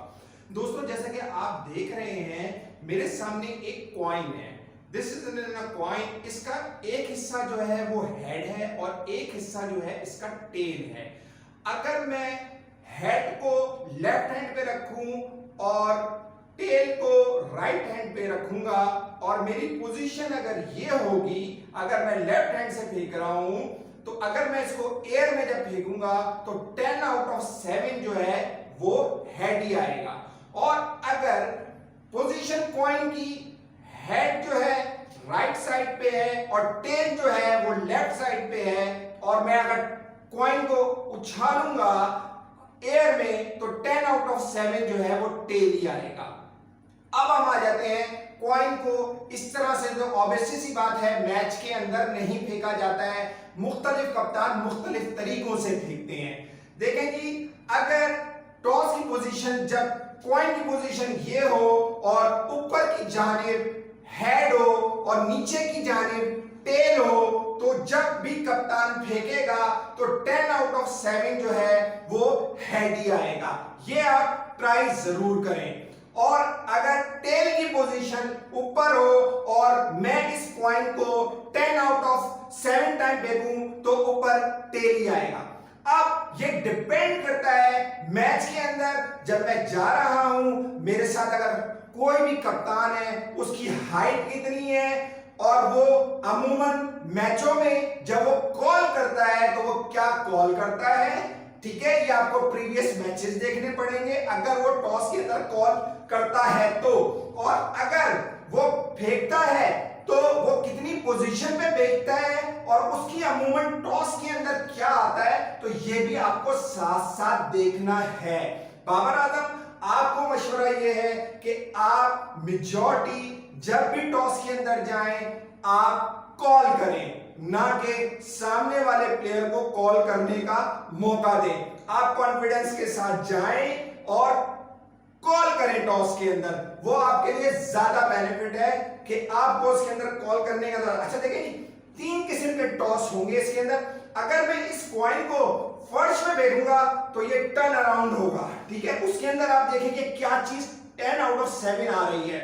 अगर मैं कॉइन को हेड ऊपर करता हूं और टेल नीचे करता हूं तो क्या आता है, और अगर मैं इसी कॉइन को ग्रास में फेंकूंगा तो वो डिफरेंट आएगा, और अगर मैं इसी को विकेट के ऊपर फेंकूंगा तो आप देखिए उसके अंदर क्या आ रहा है। लेकिन मेजॉरिटी जो मैंने आपको बताया है वो यही आएगा। फर्श में फेंकने पे कॉइन की जो पोजीशन है अमूमन वो ज्यादा तेजी के साथ घूमती है, ना कि ग्रास पे और कच्चे के ऊपर। तो बाबर आपको जब भी टॉस करने के लिए जाना है तो स्पेशली फोकस करना है प्लेयर के हैंड के ऊपर। जब भी प्लेयर फेंकते हैं, हम आप देखें बहुत से दुनिया के ऐसे कप्तान हैं जब वो टॉस को फेंकते हैं तो कॉइन को दिखा के फेंकते हैं, तो वहां पे आपके लिए 70% तो ऑलरेडी इजी हो जाता है कि आप इजीली कॉल कर सकते हैं कि वो क्या फेंक रहा है। हाँ, अगर इन केस ये पोजीशन भी होती है कि प्लेयर आपको कॉइन नहीं दिखा रहा, तो मैंने आपको बताया है कि मोस्ट प्रॉब्ली ज्यादातर जो है वो टेल ही आता है। और आप उसकी प्रीवियस वीडियोस को जरूर देखते हुए जाएं कि उसकी हैंड की पोजीशन क्या है, उसने हैंड को कितनी एयर में वो फेंक रहा है, इस पोजीशन को भी देखें। ये आपके लिए बड़ा इंपॉर्टेंट है और टॉस भी बड़ा इंपॉर्टेंट फैक्टर होता है फॉर एनी मैच। जितनी मेरी नॉलेज है, जितना मैंने किया है टॉस को, तो ये मैं आपको बड़ा क्लोजली बता रहा हूं कि ये आपको बहुत काम आएगा। और 5 से 10 मिनट की प्रैक्टिस सिर्फ टॉस के अंदर वो आपके लिए बड़ी इंपॉर्टेंट है। मैं अगेन आपको कह रहा हूं कि कॉइन को लेके आप जरूर एयर में फेंकें, आपको पता चलेगा कि आपकी टॉस को जीतने की सलाहियत। तो बाबर आप कॉन्फिडेंस से कॉल करें और मैच के अंदर कॉन्फिडेंस से जाएं, इंशाल्लाह जीती आपका मुकद्दर है और टॉस आप जरूर जीतेंगे। बिस्मिल्लाहिर्रहमानिर्रहीम, मल्टीपल नॉलेज विद सुहेब में खुशामदीद। दोस्तों, आज हम T20 वर्ल्ड कप के हवाले से हम डिस्कस करेंगे और हमारा पहला बहुत ही इंपॉर्टेंट मैच है इंडिया के खिलाफ, जो कि हमें उसके लिए हमें प्लानिंग करनी चाहिए कि हमें क्या प्लानिंग होनी चाहिए, हमारे क्या प्लेयर्स होने चाहिए। मैं पहले बता चुका हूं, लेकिन उसके अंदर कुछ ऐसे प्लेयर्स हैं जो हमने इंडिया के खिलाफ रखे हैं और हम प्रेशर को कैसे रिलीज कर सकते हैं, हम आज उसके बारे में भी बात करेंगे, जो कि बहुत ही इंपॉर्टेंट चीज है। प्रेशर को रिलीज कैसे किया जाता है मैच के अंदर, वो बड़ा इंपॉर्टेंट है। इस चीज के बारे में हमारे जितने भी एक्स प्लेयर्स हैं वो बताते नहीं है, वो बस यही बात करते हैं कि जो प्रेशर को अच्छा मैनेज कर लेगा वही जो है वो मैच को जीत जाएगा। देखिए जी, ऑन द डे उसने उस विकेट के ऊपर जितने भी मैच खेले हो, उसने चाहे कोई भी क्रिकेट खेली हो, ऑन द डे कौन अच्छा मैच खेलेगा, कौन परफॉर्म करेगा, ये डिपेंड करेगा उस दिन की मुनासबत से।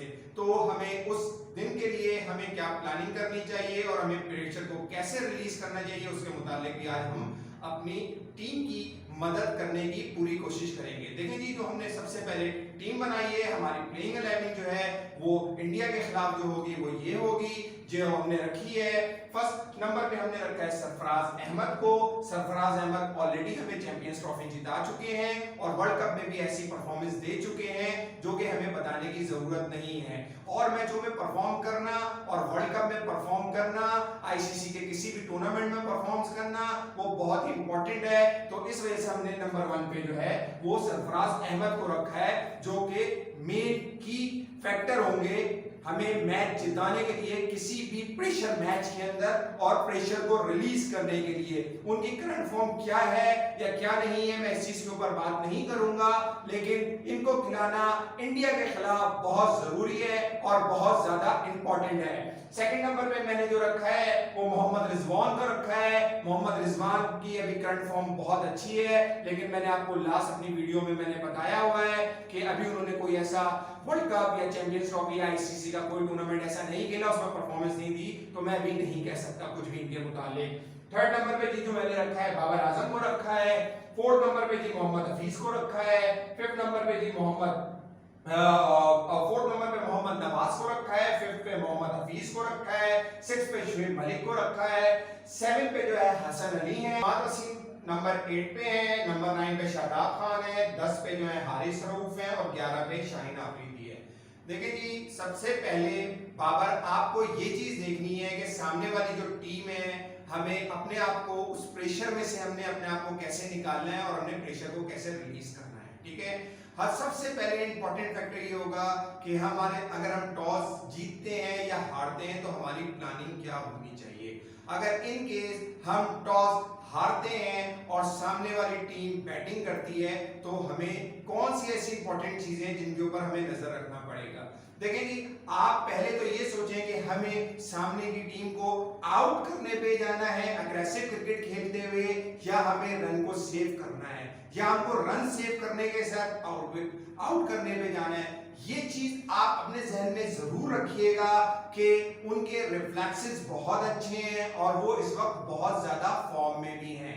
तो हमें क्या करना चाहिए कि हम उनको आउट क्लास करें और हम बेहतर परफॉर्म उस दिन मैच में प्रेशर को रिलीज करके हम कर सकें। अच्छा, सबसे पहले अगर हमारा अटैक करेंगे तो ऑब्वियस सी बात है शाहीन आफरीदी अटैक करेंगे और उनके साथ हारिस रऊफ हैं, हसन अली हैं, इमाद वसीम हैं। वो डिपेंड करेगा कि आप किससे बॉलिंग ऑन द टाइम आप कराते हैं। शाहीन, आपने एक चीज को मद्देनजर रखना है कि जो बॉलिंग आपने करनी है वो विकेट टू विकेट नहीं करनी है।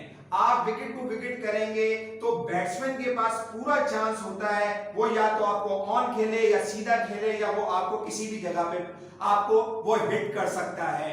आपने सिर्फ और सिर्फ एक पोजीशन पे गेंद करनी है, वो है 4 to 6 पोजीशन के दरमियान, यानी आउटसाइड दी ऑफ स्टंप। अगर आप विकेट टू विकेट गेंद करने की कोशिश करेंगे और आउट करने पे जाएंगे तो ये सारा चांस सामने वाली टीम के ऊपर चला जाता है कि वो आपको इजीली हिट कर सके और आपको रन ले सके। आपको सबसे पहले फोकस 4 to 6 विकेट के एंड, यानी 4 और 6 विकेट पे आपको इसके दरमियान आपको बॉल करनी होगी। जब आप रन बचाने पे जाएंगे तो प्रेशर ऑलरेडी बैट्समैन पे आएगा और बैट्समैन जब बॉल आपको क्रॉस हिट करेगा तो वो आउट जाएगा। आपके जहन में हमेशा एक चीज होगी कि आपने आउटसाइड दी ऑफ स्टंप गेंद करनी है, ना कि मिडिल और विकेट टू विकेट गेंद करने की कोशिश करनी है। देखें जी, आप अगर उसको विकेट टू विकेट गेंद करने की कोशिश करेंगे या आउट करने पे जाएंगे तो आजकल आपको पता है कि बहुत से ऑकवर्ड शॉट्स इतने आ गए हैं कि आप अपनी अच्छी लाइन और लेंथ किसी भी सूरत में नहीं रख सकते, क्योंकि आउट ऑफ द किस्म के शॉट्स हैं वो बहुत ज्यादा प्लेयर्स मार रहे हैं। ठीक है, वो अपनी पोजीशन भी चेंज कर सकते हैं। अगर आपकी लाइन भी बहुत अच्छी है, लाइन भी बहुत अच्छी है, तो वो ऑन ऑफ होके वो आपको ऑन खेल देंगे, स्लाइड कर देंगे, या ऑन दी ऑन खेल देंगे, या साइड पे होके आपको एक्स्ट्रा कवर भी मार सकते हैं। तो आपकी पोजीशन सेम ही होनी चाहिए कि आपने ऑफ स्टंप से जो भी आपको गेन करनी है, आउटसाइड दी ऑफ स्टंप करना है, और आपने सिर्फ ये सोचना है कि मैंने रन बचाने के लिए जाना है। आप जब रन बचाने के लिए जाएंगे तो ऑटोमेटिकली बैट्समैन गलत शॉट खेलेगा और वो आउट होगा 2020 में। और एक चीज बहुत इंपॉर्टेंट है आपके लिए भी, और रऊफ आपको, हसन अली आपको, और इमाद आप हो गए, जितने भी हमारे शादाब खान हैं, आपके लिए बहुत इंपॉर्टेंट है कि आपको ओवर की जो मैं बात कह रहा हूं, इस चीज को जरूर मद्देनजर रखिएगा कि ओवर की पहली 2 बॉलों पे कोई हिट नहीं खानी है। आपको मैं अगेन कह रहा हूं, आप सामने वाले टीम की थिंकिंग को समझिए कि आपको पहले 2 बॉलों पे हिट नहीं खानी है। आपने कोई बाउंड्री कोशिश ये करनी है कि पहली 2 बॉलों पे नहीं करें, क्योंकि इंडियंस की जो मोस्ट प्रॉब्ली थिंकिंग है, आप अगर उनकी ओल्ड वीडियोस उनके उठा के देखें तो वो पहली 2 बॉल पे आपको हिट मारने की कोशिश करते हैं। उन 2 बॉलों के ऊपर 6 या 4 रन आते हैं तो वो उसके बाद वो हिट नहीं करते हैं। अगर छक्का लग जाए तो वो 5 सिंगल लेके एवरेज करते हैं और विकेट नहीं देते हैं।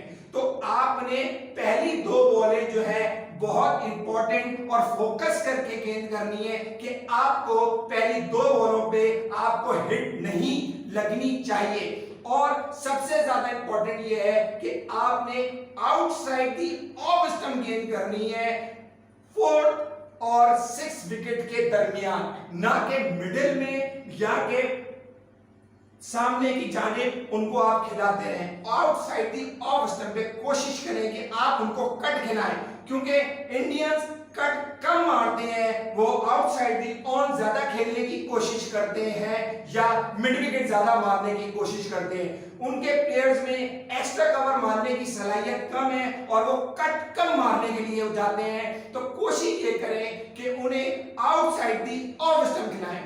रऊफ आप बहुत ज्यादा बॉलें विकेट टू विकेट करते हैं, जिसकी वजह से बैट्समैन के पास बहुत ज्यादा चांस हो जाता है कि वो आपको इजीली हिट कर सके। अच्छा, मैंने बहुत से मैचों में आपको ये देखा है कि अगर आपको एक बाउंड्री लगती है तो उसके अंदर साथ साथ आपको 3-4 बाउंड्रियां लग जाती हैं। अब जबकि आपने इतनी क्रिकेट खेल ली है तो आपको कोशिश ये करनी चाहिए कि आप आउटसाइड दी ऑफ स्टंप गेंद करें।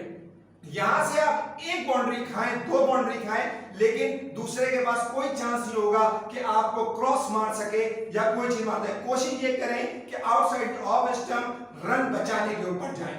रन बचाएंगे, बैट्समैन गलत शॉट खेलेगा, विकेट आपको खुद मिलेगा। विकेट टू विकेट गेन करने की कोशिश करेंगे तो बैट्समैन के पास, सामने वाली टीम के पास ज्यादा अच्छा मौका होता है कि वो आपको अटैक कर सके।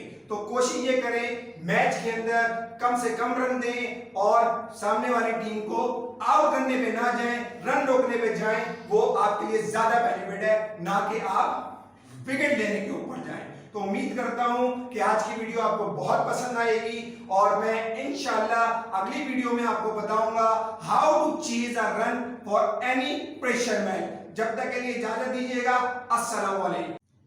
बिस्मिल्लाहिर्रहमानिर्रहीम। दोस्तों अस्सलाम वालेकुम। मल्टीपल नॉलेज विद सुहेब में खुशामदीद। आज हमने बहुत ही इंपॉर्टेंट टॉपिक के ऊपर हमने बात करनी है, जो कि हमारा 2020 का वर्ल्ड कप है। उसके अंदर हमारा पहला मैच है बिटवीन इंडिया एंड पाकिस्तान। हमारा बहुत ही इंपॉर्टेंट मैच है, जो कि हमारा पहला ही इंडिया के खिलाफ है।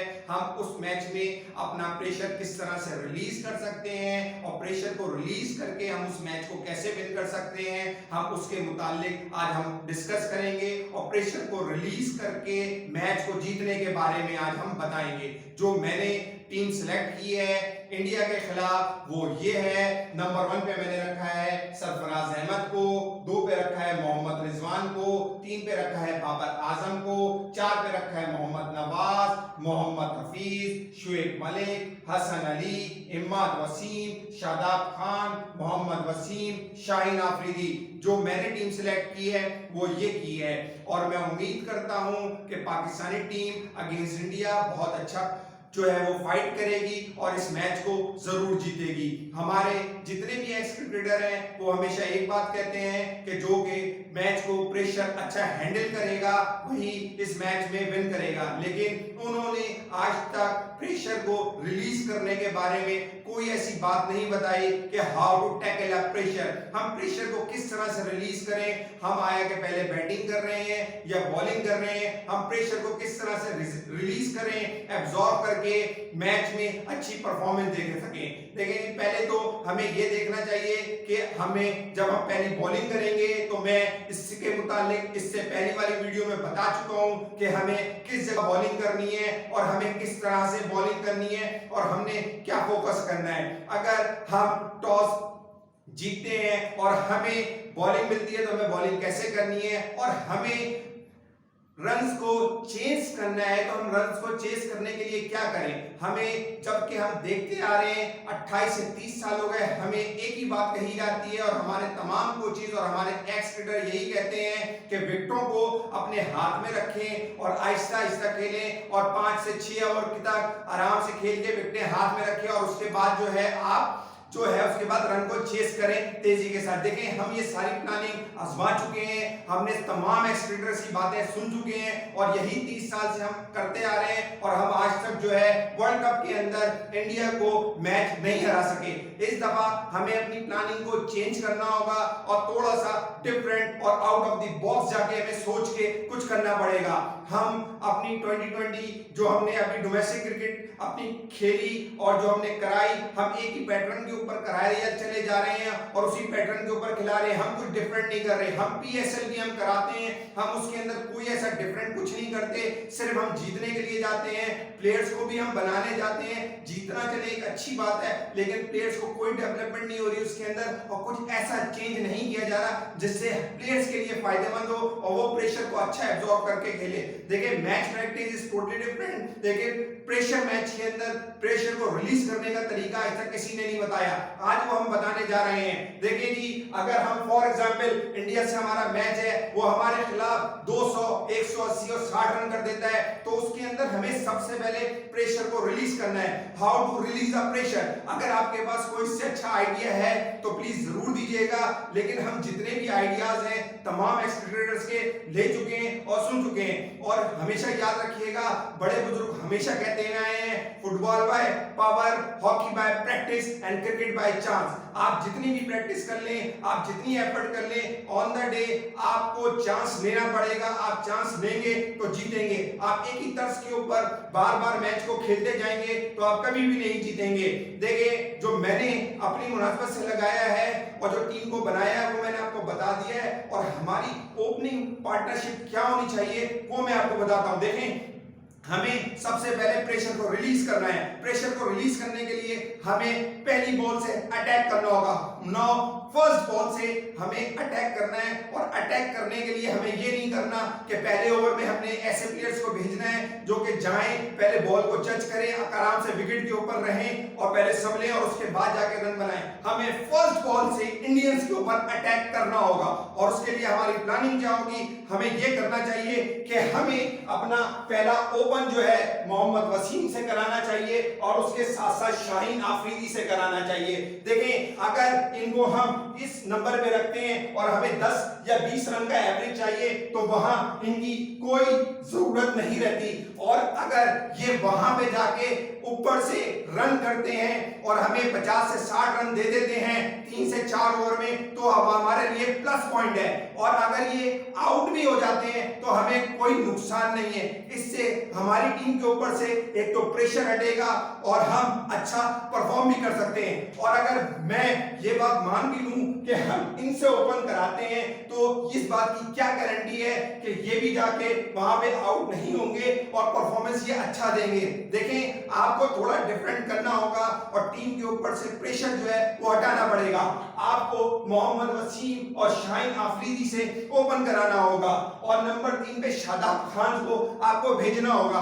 अगर आपको 10 या 15 रन का एवरेज चाहिए आखिर में में तो इन प्लेयर्स की कोई जरूरत नहीं रहती यहाँ पर। तो इनको यूटिलाइज करने के लिए और प्रेशर को रिलीज करने के लिए सबसे अच्छा तरीकेकार आपका ये है कि आप यहाँ से ओपन कराएं। लोग और हमारे एस्क्रिप्टर कहेंगे कि ये किस तरह की बातें हो रही हैं या किस तरह की बात की जा रही है। देखें जी, क्रिकेट बाय चांस है, ये जरूरी नहीं है। आप 28 साल से इसी प्रैक्टिस के ऊपर आ रहे हैं और आप अब तक इंडिया को नहीं हरा पाए हैं। हमें अपनी प्लानिंग को चेंज करना पड़ेगा और चांस लेना पड़ेगा। मैं बार बार कह रहा हूं कि क्रिकेट बाय चांस है और अगर इनकी हिट्स लग गई और इन्होंने आपको रन दे दिए ऊपर से तो ये आपके लिए प्लस पॉइंट है, और अगर ये आउट भी होते हैं तो आपको इसका कोई नुकसान नहीं है। ये हमारे लिए बेनिफिट, आउट भी हो जाए तो हमें इनका कोई नुकसान नहीं होगा। इससे आपकी टीम के ऊपर से एक तो प्रेशर खत्म होगा, आप अटैकिंग क्रिकेट खेलेंगे और रन चेस करना आपके लिए ज्यादा आसान हो जाएगा, जबकि आपके मेन प्लेयर जो हैं वो मौजूद होंगे। एक चीज का आपने हमेशा ख्याल रखना है कि आपको पहली बॉल से अटैक करना है।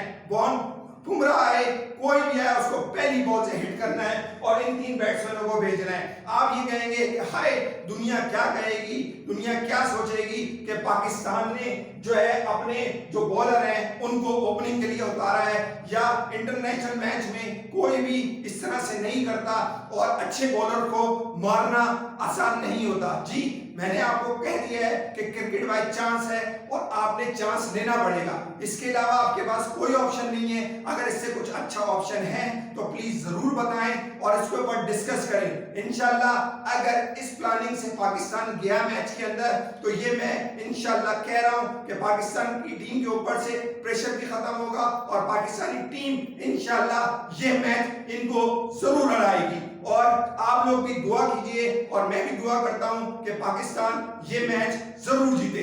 पाकिस्तान जिंदाबाद। बिस्मिल्लाहिर्रहमानिर्रहीम। मल्टीपल नॉलेज विद सुहेब में खुशामदीद। मेरे देखने वालों को मेरा अस्सलाम वालेकुम व रहमतुल्लाहि व बरकातहू। आज दोस्तों हम बात करेंगे कि हमारा प्रैक्टिस सेशन किस तरह का होना चाहिए। हमें प्रेशर को रिलीज करने के लिए हमारा प्रैक्टिस सेशन कैसा हो कि हम मैच में जाएं तो हम प्रेशर को रिलीज करके हम अच्छी से अच्छी प्रैक्टिस करें। देखिए जी, मैं पहले बता चुका हूँ ये बात कि नेट के अंदर 3 से 4 घंटे प्रैक्टिस करना वैसे ही है जैसे बिल्कुल दिन भर हाथ में किताब लेके पढ़ना, ना कि पढ़ना भी उसे याद भी करना। हमारी बैटिंग प्रैक्टिस कैसी होनी चाहिए और हमारी बॉलिंग प्रैक्टिस कैसी होनी चाहिए। देखिए, बहुत सी ऐसी चीजें होती हैं जो कि यहाँ पे खड़ी होकर नहीं बताई जा सकती, जो कि ग्राउंड के अंदर ही बताई जा सकती हैं। लेकिन मैं आपको कोशिश ये करूंगा कि वक्त कम है और आपको मैं बेहतर से बेहतर सजेशन दे सकूं कि हमारी इस वक्त प्रैक्टिस सेशन क्या होना चाहिए। देखें, प्रैक्टिस सेशन हमारा ऐसा होना चाहिए कि हमारे लिए ग्राउंड जो है वो ओपन होगा। ओपन ग्राउंड की हमें सेंटर विकेट चाहिए होगी और हमारे पीछे जो हैं वो नेट्स नहीं लगे हुए होंगे। हमारे जो बैट्समैन हैं वो 5 से 6 तैयार रहेंगे और सामने जो बॉलर्स हैं वो 5 से 6 तैयार रहेंगे। और बैट्समैन जो है वो पहली बॉल से बॉलर को हिट करेगा, ना वो सिंगल पे जाएगा ना वो ग्राउंड शॉट खेलेगा, वो सिर्फ हिट करेगा। हिट करने से उसके रिफ्लेक्सेस तेज होंगे और वो मेंटली तौर पे स्ट्रांग होगा। और हमारी मैच प्रैक्टिस, मैं नहीं कह रहा हूं, अगेन मैं ये बात कह रहा हूं कि मैं मैच प्रैक्टिस की बात नहीं कर रहा हूं। मैच प्रैक्टिस भी होना भी अच्छी बात है, इज टोटली डिफरेंट। लेकिन मेंटली तौर पे टफ करने के लिए हमारी किस तरह की प्रैक्टिस होनी चाहिए, हमारे प्लेयर्स के रिफ्लेक्सेस कैसे तेज होने चाहिए और हमें प्रेशर में कैसे बॉल करनी चाहिए कि जब मैच के अंदर प्रेशर पड़े और हमें बाउंड्रीज बचानी है तो हमें उसकी प्रैक्टिस करनी चाहिए, ना कि हम मैच प्रैक्टिस करें और नेट प्रैक्टिस करें। इससे हमें कुछ हासिल नहीं होगा, दिन बहुत कम रह गए हैं। तो मैं आपको बताता हूं कि हमारा प्रैक्टिस सेशन कैसा होना चाहिए। हमें एक ग्राउंड के अंदर, हमें ओपन ग्राउंड के अंदर सेंटर की विकेट चाहिए। फील्डिंग हमारी बिल्कुल मैच वाली होगी। बॉल हम सिर्फ नया इस्तेमाल करेंगे। 5 से 6 बैट्समैन जो है वो हमारे तैयार रहेंगे और बॉलर के अंदर जो बॉलर बॉल कराएगा उसका जो गैप है वो 3 से 2 सेकंड के दरमियान होगा। बैट्समैन सामने से सिर्फ और सिर्फ हिट करेगा, ना कि बॉल को लेफ्ट करेगा और ना कि वो बॉल को रोकेगा, और उसे सिर्फ हिट करना है। इससे उसको पता चलेगा कि उसके रिफ्लेक्सेस कितने अच्छे मैच के अंदर वो काम कर रहे हैं और बॉलर को इससे ये पता चलेगा कि मुझे बैट्समैन को बॉल किस जगह फेंकनी है कि ये मुझे हिट ना मार सके। इससे बैट्समैन के रिफ्लेक्सेस अच्छे होंगे और वो मेंटली तौर पे टफ होगा, और इसी तरह से बॉलर को ये बात पता चलेगी कि मुझे बॉल बचानी है, रन मुझे बचाना है और मुझे आउट भी करना है। तो उससे उसको ये आइडिया होगा कि मुझे बॉल कहां फेंकनी है। जब बैट्समैन और बॉलर का हर बॉल के ऊपर मैच होगा तो इससे जो है दोनों में कंपटीशन बढ़ेगा और दोनों को ज्यादा बेहतर तरीके से आइडिया हो सकेगा कि मैं बैट्समैन को यह आइडिया होगा कि मुझे कहां शॉट मारना है और बॉलर को यह आइडिया होगा कि मुझे बॉल कहां फेंकना है। और ये चीज आपने याद रखनी है, अगर बैट्समैन को बॉलर गेंद कराता है और वो पहली बॉल से हिट कर रहा है, वो आउट हो जाता है, तो वो बैट्समैन चला जाएगा, वो बैट्समैन विकेट के ऊपर मौजूद नहीं होगा, फौरन दूसरा बैट्समैन आएगा। इसी तरह से सेम पैटर्न आपको रखना है और क्विकली आपको चेंज करना है। इससे एक तो बैट्समैन के रिफ्लेक्सेस तेज होंगे, नंबर 2 मेंटली तौर पे वो टफ होगा और प्रेशर को एब्जॉर्ब करने का उसके अंदर आइडिया आएगा और उसको ये बात पता चलेगी कि अगर मैं आउट होता भी हूं तो मैं फौरन विकेट से चला जाऊंगा। अब अगर वो पहली बॉल पे कैच आउट हो जाए या बोल्ड आउट हो जाए, आप ये कहें कि वो विकेट पे मौजूद रहे, तो this is not a fair thing. ये प्रैक्टिस का कोई तरीकेकार नहीं होगा, इस प्रैक्टिस का आपको कोई फायदा नहीं होगा। बैट्समैन किसी भी सूरत में बॉल को लेफ्ट नहीं करेगा, बॉल के ऊपर सिंगल नहीं लेगा, सिर्फ और सिर्फ उसको हिट करनी है। जो बॉलर सामने से बॉलिंग कर रहे हैं उनका जो गैप होगा वो 2 से 3 सेकंड का होगा। बॉलें सिर्फ नई की नई इस्तेमाल होंगी और पहली बॉल से हिट करनी है। पहले आपको इसी तरीके से फास्ट बॉलर्स के ऊपर आपको ट्रेनिंग करनी है और सेम इसी तरीके से आपको स्पिनर्स के ऊपर भी ट्रेनिंग करनी है। आपको सिर्फ और सिर्फ गैप के अंदर हिट मारनी है। जब आप मैच में जाते हैं या मैच प्रैक्टिस करते हैं तो वहां पर आप सिंगल भी लें, ग्राउंड शॉट भी खेलो हमारे। जब आपके रिफ्लेक्सेस अच्छे होंगे, मेंटली तौर पे आप टफ होंगे, तो आप बॉल को लेफ्ट भी कर सकते हैं, बॉल को आप सिंगल डबल भी ले सकते हैं। लेकिन प्रैक्टिस सेशन आपका सिर्फ और सिर्फ हिट के दरमियान होगा। आपको गैप्स के अंदर हिट मारनी है और सिर्फ हिट मारनी है। अगर आप बॉल को रोकेंगे या लेफ्ट करेंगे तो वो प्लेयर जो है वो आउट तस्वीर किया जाएगा, और अगर वो आउट हो भी जाता है तो दोबारा नेक्स्ट प्लेयर आएगा। उसके बाद अगर वो भी आउट हो जाता है पहली बॉल पे तो दूसरा आएगा, तीसरा आएगा, चौथा आएगा। आपको इसी तरह से जो है वो मुसलसल करते रहना पड़ेगा। अगर एक ही बैट्समैन को 2-2, 3-3 घंटे बैटिंग कराते रहेंगे या 10 से 15-20 मिनट बैटिंग कराते रहेंगे तो कोई फायदा नहीं होगा। ना इसके अंदर उसके रिफ्लेक्सेस तेज होंगे, ना वो मेंटली तौर पे टफ होगा। तो मैंने आपको आज बता दिया कि रिफ्लेक्सेस को तेज करने के लिए, मेंटली तौर पे टफ होने के लिए आपको क्या करना चाहिए। और अभी दिन बहुत करीब है और आपको ज्यादा से ज्यादा बैटिंग और बॉलिंग की प्रैक्टिस करनी चाहिए, ना कि आप फील्डिंग की करें। आप अगर फिजिकली फिट हैं और आपके अंदर दम है तो आप ऑलरेडी मैच के अंदर ऑलरेडी अच्छा करेंगे। आपको सबसे ज्यादा इस वक्त अपने रिफ्लेक्सेस के ऊपर काम करना है, मेंटली तौर पे टफ होना है और बॉल फेंकने का आइडिया आपको करना है। बॉलर्स को मैंने अपनी वीडियो में बता दिया है कि उन्हें आउटसाइड दी ऑफ स्टंप पे गेंद मारनी है और उन्हें सिर्फ कट के ऊपर जाना है। चाहे हमारा स्पिनर हो, चाहे हमारा फास्ट बॉलर हो, उसको सिर्फ और सिर्फ कट के ऊपर जाना है, प्लेयर्स को कट खिलाना है। वो जितनी जोर से कट मारने के लिए जाएगा आपके पास चांस ज्यादा होगा और ज्यादा आपके पास जो है वो फायदा होगा। और बैट्समैन को मैं फिर बात वही कह रहा हूं कि आपको पहली बॉल से हिट मारना है और सिर्फ हिट के ऊपर जाना है। लोग कहेंगे अरे जी भाई आप क्या बेसबॉल की प्रैक्टिस करा रहे हैं, ये बेसबॉल की प्रैक्टिस नहीं हो रही, ये आपको रिफ्लेक्सेस की प्रैक्टिस हो रही है।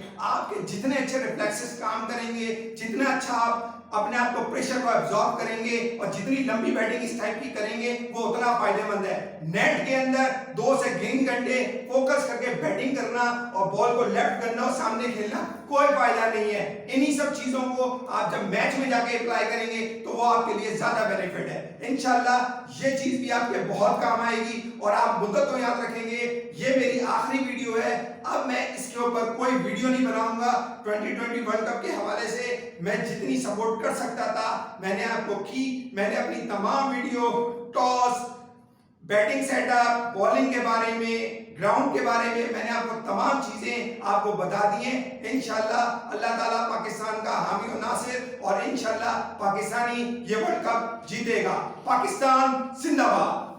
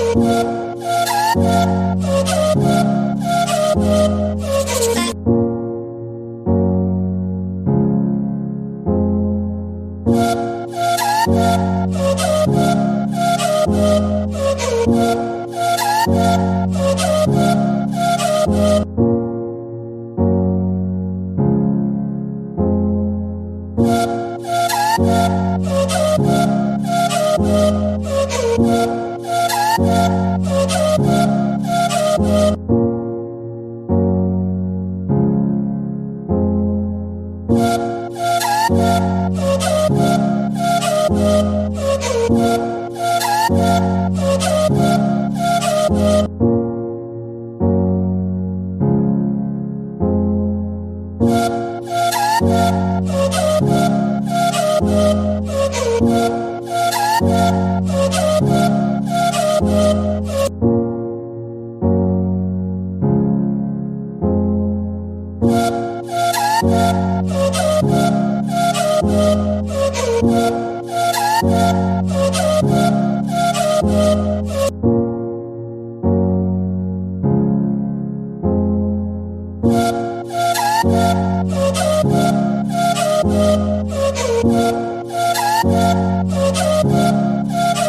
you.